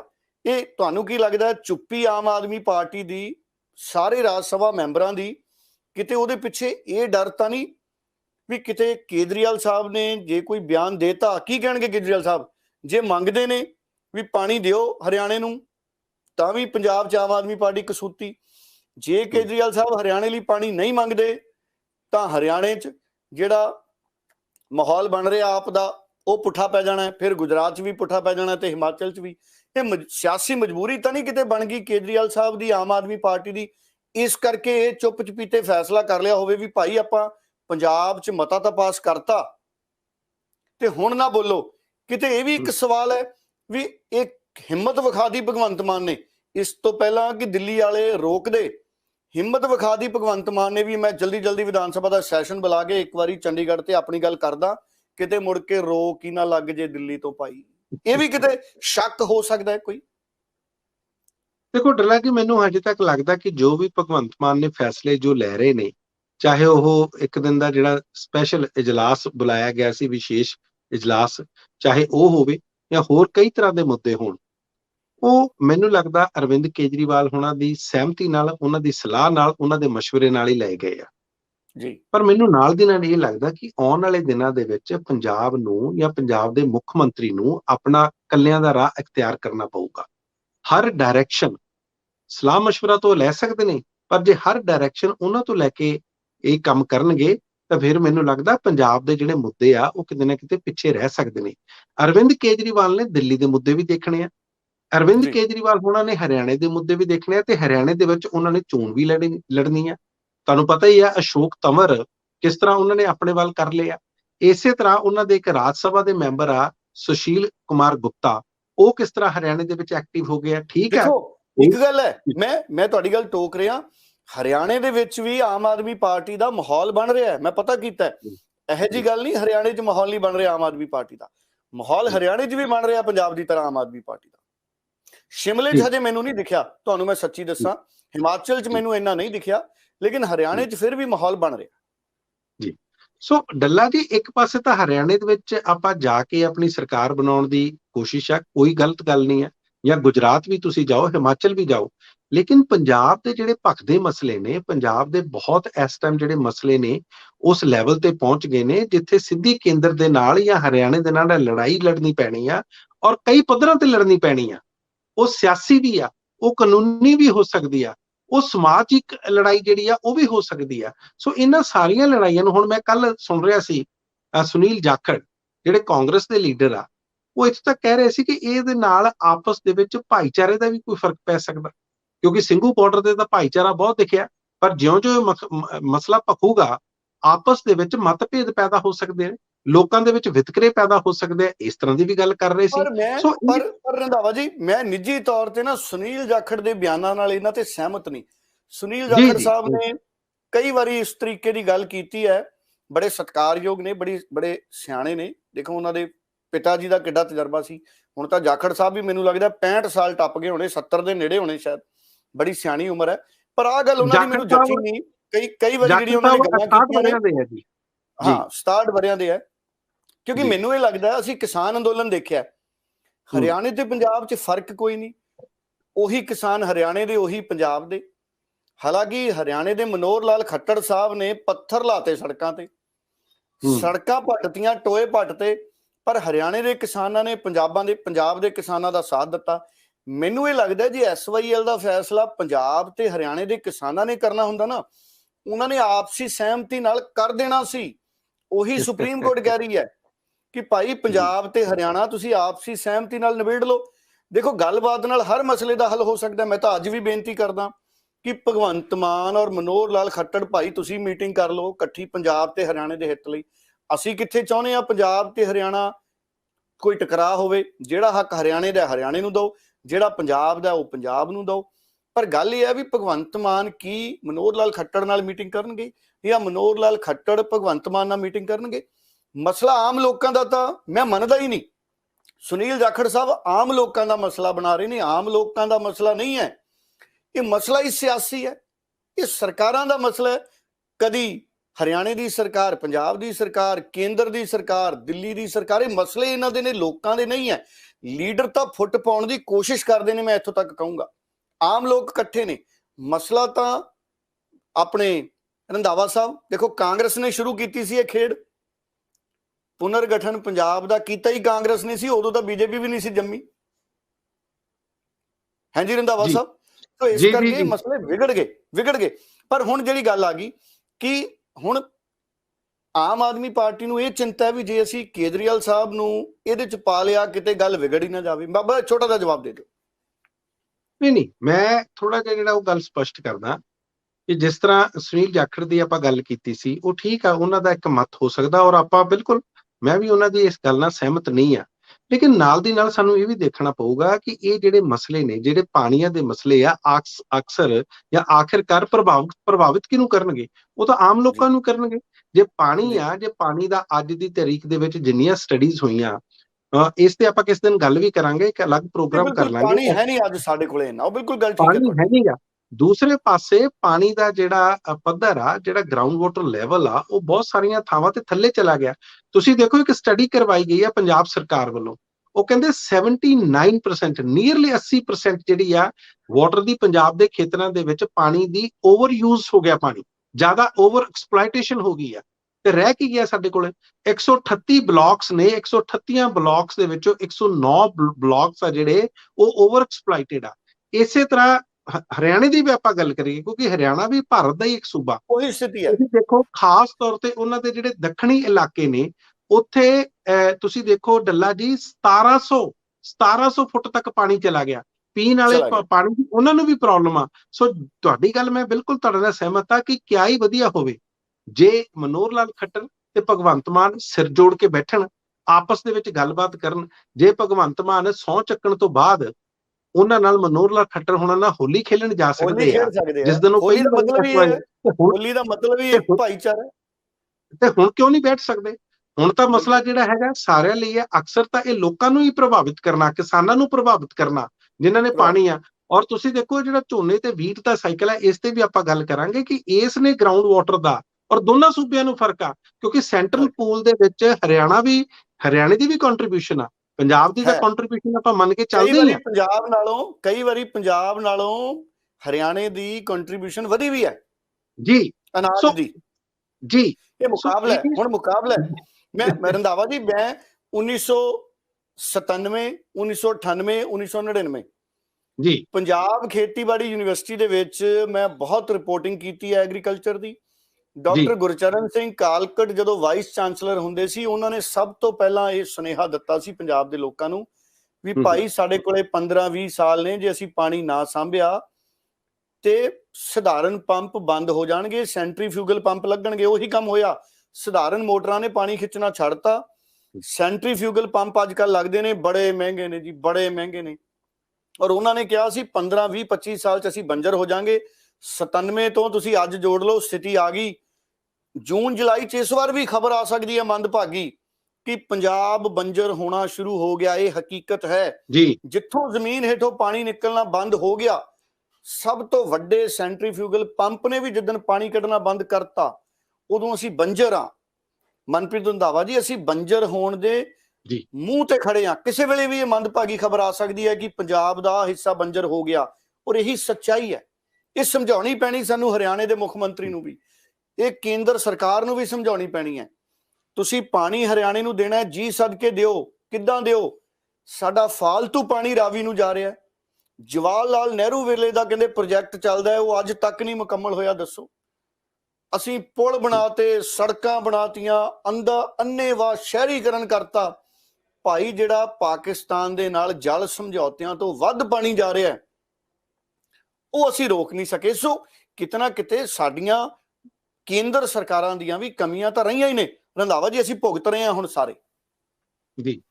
ਔਰ ਮੈਂ ਡੱਲਾ ਜੀ ਇਹਦੇ ਵਿੱਚ ਇੱਕ ਗੱਲ ਹੋਰ ਐਡ ਕਰਦਾ ਕਿ ਇਹ ਜਿਹੜੀ ਸਾਰੀ ਸਟੱਡੀ ਪੰਜਾਬ ਸਰਕਾਰ ਵੱਲੋਂ ਕਰਾਈ ਗਈ ਆ, ਉਹਨਾਂ ਨੇ ਕਿਹਾ ਕਿ ਸਨ 2029 ਤੱਕ, ਅਸੀਂ ਸਨ 2022 ਚ ਆ, ਲਗਭਗ 7 ਸਾਲਾਂ ਦੇ ਬਾਅਦ ਪੰਜਾਬ ਦੇ ਜੇ ਪਾਣੀਆਂ ਦੇ ਹਾਲਾਤ ਇਸੇ ਤਰ੍ਹਾਂ ਰਹੇ ਔਰ ਇਸੇ ਤਰ੍ਹਾਂ ਅਸੀਂ ਵਾਟਰ ਦੀ ਓਵਰ ਯੂਜ਼ ਜਾਂ ਇਹਨੂੰ ਓਵਰ ਐਕਸਪਲੋਇਟ ਕਰਦੇ ਰਹੇ, ਤੇ ਪੰਜਾਬ ਦੇ ਜਿਹੜੇ ਹਾਲਾਤ ਨੇ ਉਹ ਬਹੁਤ ਆਉਣ ਵਾਲੇ ਦਿਨਾਂ ਦੇ ਵਿੱਚ ਮੁਸ਼ਕਿਲ ਪੈਦਾ ਕਰ ਸਕਦੇ ਨੇ। ਉਹ ਕਿਸਾਨਾਂ ਲਈ ਮੁਸ਼ਕਿਲ ਪੈਦਾ ਕਰ ਸਕਦੇ ਨੇ, ਗਰਾਊਂਡ ਵਾਟਰ, ਡਰਿੰਕਿੰਗ ਵਾਟਰ ਤੱਕ ਪੈਦਾ ਹੋ ਸਕਦੀ ਹੈ ਮੁਸ਼ਕਿਲ। ਸੋ ਇਹ ਗੱਲ ਉਹਨਾਂ ਨੇ ਕਹੀ ਹੈ। ਸੋ ਦੇਖਦੇ ਹਾਂ ਜੀ ਆਉਣ ਵਾਲੇ ਦਿਨਾਂ ਦੇ ਵਿੱਚ ਇਹ ਸਿਰ ਜੋੜ ਕੇ ਬੈਠ ਕੇ ਤੇ ਇਹ ਮਸਲਾ ਕਿਸ ਤਰ੍ਹਾਂ ਹੱਲ ਕਰਦੇ ਨੇ। ਰੈਪੇਰੀਅਨ ਸਟੇਟਸ ਦਾ ਵੀ ਹੈ ਜੀ ਅੱਜ ਤਿਰੰਗਾ ਯਾਤਰਾ ਹੈ ਭਗਵੰਤ ਮਾਨ ਜੀ ਦੀ, ਕੇਜਰੀਵਾਲ ਜੀ ਦੀ ਵੀ। ਪਹਿਲਾਂ ਤਾਂ ਉਹਨਾਂ ਨੂੰ ਸ਼ੁਭ ਕਾਮਨਾ ਵੀ ਹੈ, ਜੀ ਪਰ ਕੀ ਆਉਂਦੇ ਦਿਨਾਂ 'ਚ ਵੀ ਭਗਵੰਤ ਮਾਨ ਜੀ ਸਾਡੇ ਮੰਤਰੀ, ਕਿਉਂਕਿ ਹਿਮਾਚਲ ਪ੍ਰਦੇਸ਼ 'ਚ ਚੋਣਾਂ ਨੇੜੇ ਹੀ ਹੈ, ਇਸੇ ਸਾਲ ਵਿੱਚ ਹੋਣੀਆਂ ਅੰਤ ਤੱਕ ਕਹਿੰਦੇ, ਕੀ ਹੁਣ ਇਹ ਰੂਟੀਨ 'ਚ ਹੋਇਆ ਕਰੇਗਾ ਰੰਧਾਵਾ ਜੀ ਕਿ ਪੰਜਾਬ 'ਚ ਤਾਂ ਦਿੱਲੀ ਮਾਡਲ ਲਾਗੂ ਹੋ ਗਿਆ, ਦਿੱਲੀ ਮਾਡਲ ਦਾ ਸੇਕ ਵੀ ਲੱਗ ਰਿਹਾ, ਮੈਂ ਦੱਸੂਗਾ ਕਿਵੇਂ। ਕੀ ਇਹ ਹੁਣ ਰੂਟੀਨ ਬਣੂਗਾ ਵੀ ਭਗਵੰਤ ਮਾਨ ਜੀ ਨੂੰ ਜਾਣਾ ਪਿਆ ਕਰੂਗਾ ਹਿਮਾਚਲ ਪ੍ਰਚਾਰ ਕਰਨ, ਫਿਰ ਮੰਤਰੀ ਵੀ ਜਾਣਗੇ, ਤੇ ਫਿਰ ਇਹ ਕਿਵੇਂ ਸਮਾਂ ਦੇਣਗੇ ਪੰਜਾਬ ਨੂੰ? ਫਿਰ ਕੈਪਟਨ ਅਮਰਿੰਦਰ ਤੇ ਇਹਨਾਂ 'ਚ ਫਰਕ ਕੀ ਰਹਿ ਗਿਆ? ਉਹ ਮਹਿਲ 'ਚ ਸੀ, ਇਹ ਪਹਾੜਾਂ 'ਚ ਨੇ। ਮਹਿਲ ਵੀ, ਫਾਰਮ ਹਾਊਸ ਵੀ ਕਹਿੰਦੇ ਪਹਾੜਾਂ ਦੇ ਨੇੜੇ ਹੀ ਆ, ਉੱਥੋਂ ਪਹਾੜ ਦਿਖਦੇ ਆ। ਡੱਲਾ ਜੀ ਤੁਸੀਂ ਇਸ ਤਰ੍ਹਾਂ ਦੀ ਗੱਲ ਕਰਤੀ ਕਿ ਇੱਕ ਮੁੱਖ ਮੰਤਰੀ ਘਰੋਂ ਨਿਕਲਦੇ ਨਹੀਂ ਸੀ ਤੇ ਦੂਸਰੇ ਘਰੇ ਵੜਦੇ ਨਹੀਂ ਆ। ਇਹ ਗੱਲ ਲਗਭਗ ਇਸ ਤਰ੍ਹਾਂ ਦੀ ਹੋਗੀ। ਤੁਸੀਂ ਦੇਖੋ ਇਹ ਤਾਂ ਚਲੋ ਹਾਸੇ ਵਾਲੀ ਗੱਲ ਹੋ ਗਈ, ਲੇਕਿਨ ਜੇ ਔਨ ਅ ਸੀਰੀਅਸ ਨੋਟ ਜੇ ਆਪਾਂ ਗੱਲ ਕਰੀਏ, ਨਰਿੰਦਰ ਮੋਦੀ ਜਿਹੜੇ ਭਾਰਤ ਦੇ ਪ੍ਰਧਾਨ ਮੰਤਰੀ ਨੇ, ਉਹਨਾਂ ਤੇ ਵੀ ਲਗਭਗ ਇਸ ਤਰ੍ਹਾਂ ਦੇ ਇਲਜ਼ਾਮ ਲੱਗਦੇ ਰਹੇ ਨੇ ਕਿ ਚੋਣਾਂ ਦੇ ਦੌਰਾਨ ਅਕਸਰ ਉਹਨਾਂ ਦੀਆਂ ਬਹੁਤ ਸਾਰੀਆਂ ਰੈਲੀਜ਼ ਵੱਖਰੇ ਵੱਖਰੇ ਸੂਬਿਆਂ ਦੇ ਵਿੱਚ ਰੱਖ ਦਿੱਤੀਆਂ ਜਾਂਦੀਆਂ। ਭਾਰਤੀ ਜਨਤਾ ਪਾਰਟੀ ਨੂੰ ਇਹ ਲੱਗਦਾ ਵੀ ਆ ਕਿ ਜਿੱਥੇ ਅਸੀਂ ਨਰਿੰਦਰ ਮੋਦੀ ਹੋਣਾ ਦੀਆਂ ਰੈਲੀਆਂ ਕਰਵਾ ਦਾਂਗੇ ਜਾਂ ਉਹਨਾਂ ਨੂੰ ਵੱਧ ਤੋਂ ਵੱਧ ਅਸੀਂ ਉਹਨਾਂ ਦਾ ਪ੍ਰਚਾਰ ਉਹਨਾਂ ਤੋਂ ਕਰਵਾਵਾਂਗੇ ਤੇ ਉੱਥੇ ਸਾਡੀ ਸਥਿਤੀ ਵਧੀਆ ਹੋਊਗੀ, ਉੱਥੇ ਅਸੀਂ ਵੱਧ ਸੀਟਾਂ ਲੈ ਕੇ ਜਿੱਤਾਂਗੇ। ਇਸ ਤਰ੍ਹਾਂ ਦੀਆਂ ਗੱਲਾਂ ਉਸ ਤਰ੍ਹਾਂ ਉਹਨਾਂ ਤੇ ਵੀ ਲੱਗਦੇ। ਸੋ ਇਸੇ ਕਰਕੇ ਮੁੱਖ ਮੰਤਰੀ ਹੁਣ ਭਗਵੰਤ ਮਾਨ ਆ, ਲੇਕਿਨ ਮੈਂ ਖੈਰ ਉਹਨਾਂ ਨੂੰ ਉਸ ਕੈਟੇਗਰੀ 'ਚ ਨਹੀਂ ਰੱਖਦਾ ਕਿਉਂਕਿ ਹਜੇ ਉਹਨਾਂ ਦਾ ਦੂਸਰੇ ਸੂਬਿਆਂ ਦੇ ਵਿੱਚ ਉਹਨਾਂ ਦਾ ਉਸ ਤਰ੍ਹਾਂ ਦਾ ਸਟੇਟਸ ਬਣਿਆ ਜਾਂ ਉਸ ਤਰ੍ਹਾਂ ਦਾ ਲੋਕੀ ਉਹ ਹਰਮਨ ਪਿਆਰੇ ਹੋਏ ਆ। ਹਜੇ ਕਹਿਣਾ ਥੋੜਾ ਮੁਸ਼ਕਿਲ ਆ ਕਿਉਂਕਿ ਹਰਮਨ ਪਿਆਰੇ ਹੈ ਭਗਵੰਤ। ਦੇਖੋ ਡਿਪਟੀ ਕਮਿਸ਼ਨਰਾਂ ਨਾਲ ਮੀਟਿੰਗ ਕੀਤੀ, ਪੁਲਿਸ ਅਫਸਰਾਂ ਨਾਲ, ਟਾਈਮ ਭਗਵੰਤ ਮਾਨ ਕੱਢ ਰਹੇ ਨੇ, ਪਰ ਇਹ ਹੈ ਵੀ ਅਰਦਾਸ ਇਹ ਹੈ ਰੱਬ ਅੱਗੇ ਕਿ ਉਹ ਜ਼ਰੂਰ ਪੂਰੀ ਨੀਂਦ ਲੈਣ, ਕਿਉਂਕਿ ਚੰਗੀ ਨੀਂਦ ਬੜੀ ਜ਼ਰੂਰੀ ਹੈ। ਕਈ ਵਾਰੀ ਮੈਂ ਉਹਨਾਂ ਦੇ ਚਿਹਰੇ ਤੇ ਥਕੇਵਾਂ ਵੀ ਦੇਖਦਾ, ਬਹੁਤ ਥੱਕੇ ਲੱਗਦੇ ਨੇ ਭਗਵੰਤ ਮਾਨ। ਮੈਨੂੰ ਲੱਗਦਾ ਕਿ ਸਮਾਂ ਨਹੀਂ ਲੱਗਦਾ ਹੋਣਾ ਪੂਰੀ ਨੀਂਦ ਲੈਣ ਦਾ, ਪਰ ਚਲੋ ਠੀਕ ਹੈ। ਉਮੀਦ ਕਰਾਂਗੇ ਕਿ ਆਮ ਆਦਮੀ ਪਾਰਟੀ ਦੀ ਦਿੱਲੀ ਵਾਲੀ ਲੀਡਰਸ਼ਿਪ ਇਹ ਗੱਲ ਦਾ ਖਿਆਲ ਰੱਖੇ ਕਿ ਪੰਜਾਬ 'ਚ ਵੀ ਉਹਨਾਂ ਨੂੰ ਮੁਕੰਮਲ ਕੰਮ ਕਰਨ ਦਾ ਮੌਕਾ ਮਿਲੇ। ਹਿਮਾਚਲ ਤਾਂ ਚਲੋ ਨੇੜੇ ਆ ਹਿਮਾਚਲ ਤਾਂ, ਪਰ ਗੁਜਰਾਤ ਤਾਂ ਦੂਰ ਹੈ। ਚਲੋ ਭਾਵੇਂ ਹੈਲੀਕਾਪਟਰ ਤੇ ਜਾਣਾ ਹੈ, ਫਿਰ ਉਹ ਹੈਲੀਕਾਪਟਰ ਦਾ ਖਰਚਾ ਤਾਂ ਪੰਜਾਬ ਤੇ ਹੀ ਪੈਣਾ ਨਾ ਜੀ। ਅਗਰ ਦੌਰੇ ਹੋਣਗੇ ਗੁਜਰਾਤ ਦੇ ਹੈਲੀਕਾਪਟਰਾਂ ਤੇ, ਉਹ ਪੈਸੇ ਤਾਂ ਸਰਕਾਰ ਨੇ ਹੀ ਚੁਕਾਉਣੇ ਆ ਨਾ। ਉਹ ਸਾਡੇ ਪੰਜਾਬੀਆਂ ਦੇ ਸਿਰ ਚਰਨਜੀਤ ਚੰਨੀ ਨੇ ਵੀ ਹੈਲੀਕਾਪਟਰਾਂ ਦੀ ਬਹੁਤ ਵਰਤੋਂ ਕੀਤੀ। ਹੁਣ ਕਿਹੜਾ ਉਹ ਹੈਲੀਕਾਪਟਰ 'ਚ ਘੁੰਮਦੇ ਆ ਰੋਜ਼? ਜਾਂ ਤਾਂ ਹੋਵੇ ਨਾ ਵੀ ਇਹਨਾਂ ਦੀ ਜੀਵਨ ਸ਼ੈਲੀ ਉਸੇ ਤਰ੍ਹਾਂ ਦੀ ਹੈ ਵੀ ਭਾਈ ਇਹ ਹੈਲੀਕਾਪਟਰਾਂ ਤੋਂ ਬਿਨਾਂ ਚੱਲਦਾ ਨਹੀਂ ਇਹਨਾਂ ਦਾ। ਪਰ ਇੰਨਾ ਸ਼ੁਕਰ ਹੈ ਭਗਵੰਤ ਮਾਨ ਪੰਜਾਬ 'ਚ ਜ਼ਿਆਦਾ ਹੈਲੀਕਾਪਟਰ ਨਹੀਂ ਵਰਤਦੇ। ਉਹ ਮੈਂ ਦੇਖਦਾ ਆਮ ਤੌਰ ਤੇ ਸੜਕੀ ਸਫ਼ਰ ਕਰਦੇ ਨੇ। ਉਹਦੇ ਲਈ ਬਹੁਤ ਬਹੁਤ ਧੰਨਵਾਦ ਕਿ ਫਾਲਤੂ ਪੈਸਾ ਸਾਡੇ ਸਿਰ ਤੇ ਨਾ ਪਵੇ, ਪੰਜਾਬ ਦੇ ਸਿਰ ਤੇ ਕਰਜ਼ਾ। ਹੁਣ ਗੱਲ ਆ ਗਿਆ ਜੀ, ਇੱਕ ਫਰਮਾਨ ਜਾਰੀ ਹੋਇਆ। ਮੈਂ ਪੰਜਾਬੀ ਟ੍ਰਿਬਿਊਨ ਪੜ੍ਹ ਰਿਹਾ ਸੀ। ਪੰਜਾਬੀ ਟ੍ਰਿਬਿਊਨ ਔਰ ਜੁਝਾਰ ਟਾਈਮਸ ਮੇਰੇ ਪਸੰਦੀਦਾ ਅਖਬਾਰ ਨੇ। ਇਹ ਅਖਬਾਰ ਪੜ੍ਹੇ ਬਿਨਾਂ ਤਾਂ ਮੇਰਾ ਦਿਨ ਹੀ ਨਹੀਂ ਸ਼ੁਰੂ ਹੁੰਦਾ ਰੰਧਾਵਾ ਜੀ। ਹੁਣ ਪੰਜਾਬੀ ਟ੍ਰਿਬਿਊਨ 'ਚ ਵੀ ਖਬਰ ਲੱਗੀ ਕਿ ਜਿਹੜੇ ਅਧਿਆਪਕ ਬਰਨਾਲੇ ਧਰਨਾ ਦੇ ਰਹੇ ਸੀ, ਡਾਇਰੈਕਟਰ ਜਿਹੜੇ ਸਿੱਖਿਆ ਮਹਿਕਮੇ ਦੇ ਨੇ, ਉਹਨਾਂ ਨੇ ਚਿੱਠੀ ਜਾਰੀ ਕਰਤੀ ਜ਼ਿਲ੍ਹਾ ਸਿੱਖਿਆ ਅਧਿਕਾਰੀਆਂ ਨੂੰ ਵੀ ਇਹ ਲੋਕ ਜ਼ਰੂਰੀ ਕੰਮਾਂ ਦੀ ਛੁੱਟੀ ਲੈ ਕੇ ਗਏ ਤੇ ਧਰਨਿਆਂ 'ਚ ਬਹਿ ਰਹੇ ਨੇ, ਵੀ ਤੁਸੀਂ ਅਨੁਸ਼ਾਸਨੀ ਕਾਰਵਾਈ ਕਰੋ। ਸੋ ਇਹ ਜਿਹੜੀ ਗੱਲ ਹੈ ਅਨੁਸ਼ਾਸਨੀ ਕਾਰਵਾਈ ਦੀ, ਇਹ ਗੱਲ ਬੜੀ ਹੈਰਾਨੀ ਵਾਲੀ ਹੈ। ਔਰ ਮੈਂ ਉਹਨਾਂ ਦੀ ਗੱਲ ਵੀ ਸੁਣਾਉਣਾ ਚਾਹੁੰਦਾ ਇੱਕ ਵਾਰੀ, ਅਗਰ ਤੁਸੀਂ ਮੈਨੂੰ ਜੀ ਥੋੜੀ ਜਿਹੀ ਇਜਾਜ਼ਤ ਦਿਓ। ਜਿਹੜੇ ਸਾਰੇ ਅਧਿਆਪਕ ਸੀ, ਇਹਨਾਂ ਦੀ ਮੈਂ ਗੱਲ ਵੀ ਇੱਕ ਵਾਰੀ ਸੁਣਾਉਣਾ ਚਾਹੁੰਦਾ। ਇਹਨਾਂ ਦੀਆਂ ਮੰਗਾਂ ਕੀ ਸੀ? ਪੁਰਾਣੇ ਸਮੇਂ 'ਚ ਸਰਕਾਰ ਨਾਲ ਇਹਨਾਂ ਨੇ, ਸਰਕਾਰ ਨੇ, ਜਿਹੜੀ ਸਰਕਾਰ ਹੁਣ ਬਣ ਗਈ, ਇਹਨਾਂ ਦੇ ਲੀਡਰਾਂ ਨੇ ਵਾਅਦੇ ਕੀਤੇ ਸੀ ਵੀ ਅਸੀਂ ਜੇ ਸੱਤਾ 'ਚ ਆ ਗਏ ਤੇ ਅਸੀਂ ਤੁਹਾਡੀਆਂ ਮੰਗਾਂ ਪੂਰੀਆਂ ਕਰਾਂਗੇ। ਇਹ ਬਹੁਤ ਸੰਵੇਦਨਸ਼ੀਲ ਮੁੱਦਾ ਹੈ ਅਧਿਆਪਕਾਂ ਦਾ। ਦੇਖੋ ਅਧਿਆਪਕ ਰੱਬ ਨੇ। ਜੇ ਡਾਕਟਰ ਰੱਬ ਹੈ ਤੇ ਅਧਿਆਪਕ ਵੀ ਰੱਬ ਹੈ। ਅਧਿਆਪਕ ਬਿਨਾ, ਦੇਖੋ ਡਾਕਟਰ ਅਬਦੁਲ ਕਲਾਮ, ਡਾਕਟਰ ਮਨਮੋਹਨ ਸਿੰਘ, ਇਹ ਅਧਿਆਪਕ ਸੀ ਸਾਡੇ। ਸੋ ਇੱਕ ਵਾਰੀ ਅਧਿਆਪਕਾਂ ਦੀ ਗੱਲ ਸੁਣ ਲਈਏ। ਇਹਨਾਂ ਦੀ ਮੰਗਾਂ ਨੂੰ ਬਹੁਤ ਗੰਭੀਰਤਾ ਦੇ ਨਾਲ ਸੁਣਿਆ ਜਾਣਾ ਚਾਹੀਦਾ। ਅੱਜ ਖਾਸ ਤੌਰ ਤੇ ਅਧਿਆਪਕਾਂ ਦੀ ਮੈਂ ਗੱਲ ਸੁਣਾਉਣ ਲੱਗਿਆ। ਆਮ ਆਦਮੀ ਦੀ ਕਾਹਦੀ ਸਰਕਾਰ ਹੈ? ਕੋਈ ਬੰਦਾ ਆ ਕੇ ਸਾਡੀ ਵੀਡੀਓ ਬਣਾਉਣ ਲੱਗ ਜਾਂਦਾ, ਹਾਂਜੀ ਮੈਡਮ ਕਿਧਰੇ 2 ਮਿੰਟ ਤਾਂ ਨਹੀਂ ਲੇਟ ਹੋ ਗਏ? ਸਕੂਲ ਆ ਕੇ ਟੌਰਚਰ ਕਰਦੇ ਆ। 8:30 ਵਜੇ ਸਕੂਲ ਦਾ ਟਾਈਮ, ਜੇ 5 ਮਿੰਟ ਪਹਿਲੇ ਨਹੀਂ ਪਹੁੰਚੇ, ਗੇਟ ਤੇ ਕੋਈ ਖੜਾ ਹੋਏਗਾ ਵੀਡੀਓ ਬਣਾਉਣ ਲਈ। ਇਸ ਰੀਜ਼ਨ ਕਰਕੇ ਮੇਰਾ ਐਕਸੀਡੈਂਟ ਹੋਇਆ। ਬਹੁਤ ਟੌਰਚਰ ਕਰਦੇ ਆ, ਪਰੇਸ਼ਾਨ ਕਰਦੇ ਆ। ਕੀ ਫਰਕ ਹੈ ਇਸ ਸਰਕਾਰ ਤੇ ਪਹਿਲੀਆਂ ਸਰਕਾਰਾਂ 'ਚ? ਕੀ ਫਰਕ ਹੈ? ਉਹ ਭ੍ਰਿਸ਼ਟਾਚਾਰ ਸਰਕਾਰ ਸੀ, ਬਟ ਇਹ ਨਵਾਂ ਖਿਤਾਬ ਲੈ ਰਹੀ ਹੱਤਿਆਚਾਰੀ ਸਰਕਾਰ। ਸਾਡੀਆਂ ਬਦਲੀਆਂ ਹੋਣ ਉਪਰੰਤ ਸਾਨੂੰ ਫਾਰਗ ਕਰਕੇ ਭੇਜਿਆ ਗਿਆ, ਪਰ ਤੁਰੰਤ ਸਾਨੂੰ ਡੈਪੂਟੇਸ਼ਨਾਂ ਤੇ ਵਾਪਸ ਬੁਲਾ ਲਿਆ ਗਿਆ। ਉਹ ਡੈਪੂਟੇਸ਼ਨਾਂ ਚੱਲਦਿਆਂ ਨੂੰ ਲਗਭਗ ਸਾਲ ਵੀ ਹੋ ਗਿਆ, ਕਈ ਸਾਥੀਆਂ ਨੂੰ 2-2 3-3 ਸਾਲ ਵੀ ਹੋ ਗਏ। ਪਰ ਸਰਕਾਰ ਨੇ, ਜਿਹੜਾ ਵਿਭਾਗ ਨੇ ਇੱਕ ਪੱਤਰ ਜਾਰੀ ਕੀਤਾ ਸੀ 1/4/2022 ਤੱਕ ਦਾ, ਬੱਚਿਆਂ ਦੀ ਪੜ੍ਹਾਈ ਨੂੰ ਮੁੱਖ ਰੱਖਦੇ ਹੋਏ, ਇੱਕ ਨੈਸ ਦਾ ਸਰਵੇ ਸੀ ਉਹਨੂੰ ਮੁੱਖ ਰੱਖਦੇ ਹੋਏ ਇੱਕ ਪੱਤਰ ਜਾਰੀ ਕੀਤਾ ਗਿਆ ਕਿ ਇਹ ਜੋ ਸਾਥੀ ਡੈਪੂਟੇਸ਼ਨ ਦੇ ਟੀਚਰ ਬੁਲਾਏ ਗਏ ਨੇ, ਇਹਨਾਂ ਦੀ ਡੈਪੂਟੇਸ਼ਨ ਜਿਹੜੀ 31/3/21 ਤੱਕ 22 ਤੱਕ ਰਹੂਗੀ, 1/4/22 ਤੋਂ ਸਾਥੀ ਰਿਲੀਵ ਕੀਤੇ ਜਾਣਗੇ। ਪਰ ਵਿਭਾਗ ਵੱਲੋਂ ਹੁਣ 1/4/22 ਨੂੰ ਵੀ ਮਨਾ ਕੀਤਾ ਜਾ ਰਿਹਾ ਹੈ, ਨਾ ਕੀਤੀ ਜਾ ਰਹੀ ਹੈ, ਜਦ ਕਿ ਉਹ ਡੈਪੂਟੇਸ਼ਨਾਂ ਰੋਕਣ ਲਈ ਕਿਸੇ ਤਰ੍ਹਾਂ ਦਾ ਕੋਈ ਵੀ ਵਿਭਾਗੀ ਪੱਤਰ ਜਾਰੀ ਨਹੀਂ ਹੋਇਆ। ਸਾਡੇ ਨਾਲ ਇੱਕ ਨਜਾਇਜ਼ ਧੱਕਾ ਕੀਤਾ ਜਾ ਰਿਹਾ ਹੈ। ਜਿਹੜੇ ਅਧਿਆਪਕਾਂ ਦੀ ਬਦਲੀਆਂ ਹੋਈਆਂ, ਤੁਸੀਂ ਬਦਲੀਆਂ ਨੂੰ ਲਾਗੂ ਕਰ ਦਿਓ, ਪਰ ਡੈਪੂਟੇਸ਼ਨ ਤੁਸੀਂ ਭੇਜ ਰੱਖਿਆ। ਇਸ ਜਿਹੜੀ ਬਦਲੀ ਨੂੰ 2 ਤਰੀਕੇ 'ਚ ਵੰਡ ਦਿੱਤਾ ਗਿਆ, ਜ਼ਿਲ੍ਹਾ ਤੇ ਇੱਕ ਅੰਤਰ ਜ਼ਿਲ੍ਹਾ। ਜ਼ਿਲ੍ਹੇ ਵਾਲੇ ਬੰਦੇ ਪਹਿਲਾਂ ਹੀ ਸੌਖੀ ਸੀਗੇ, ਉਹ ਤਾਂ ਪਹਿਲਾਂ ਵੀ ਘਰ ਦੇ ਨੇੜੇ ਜਾ ਰਹੇ ਆ।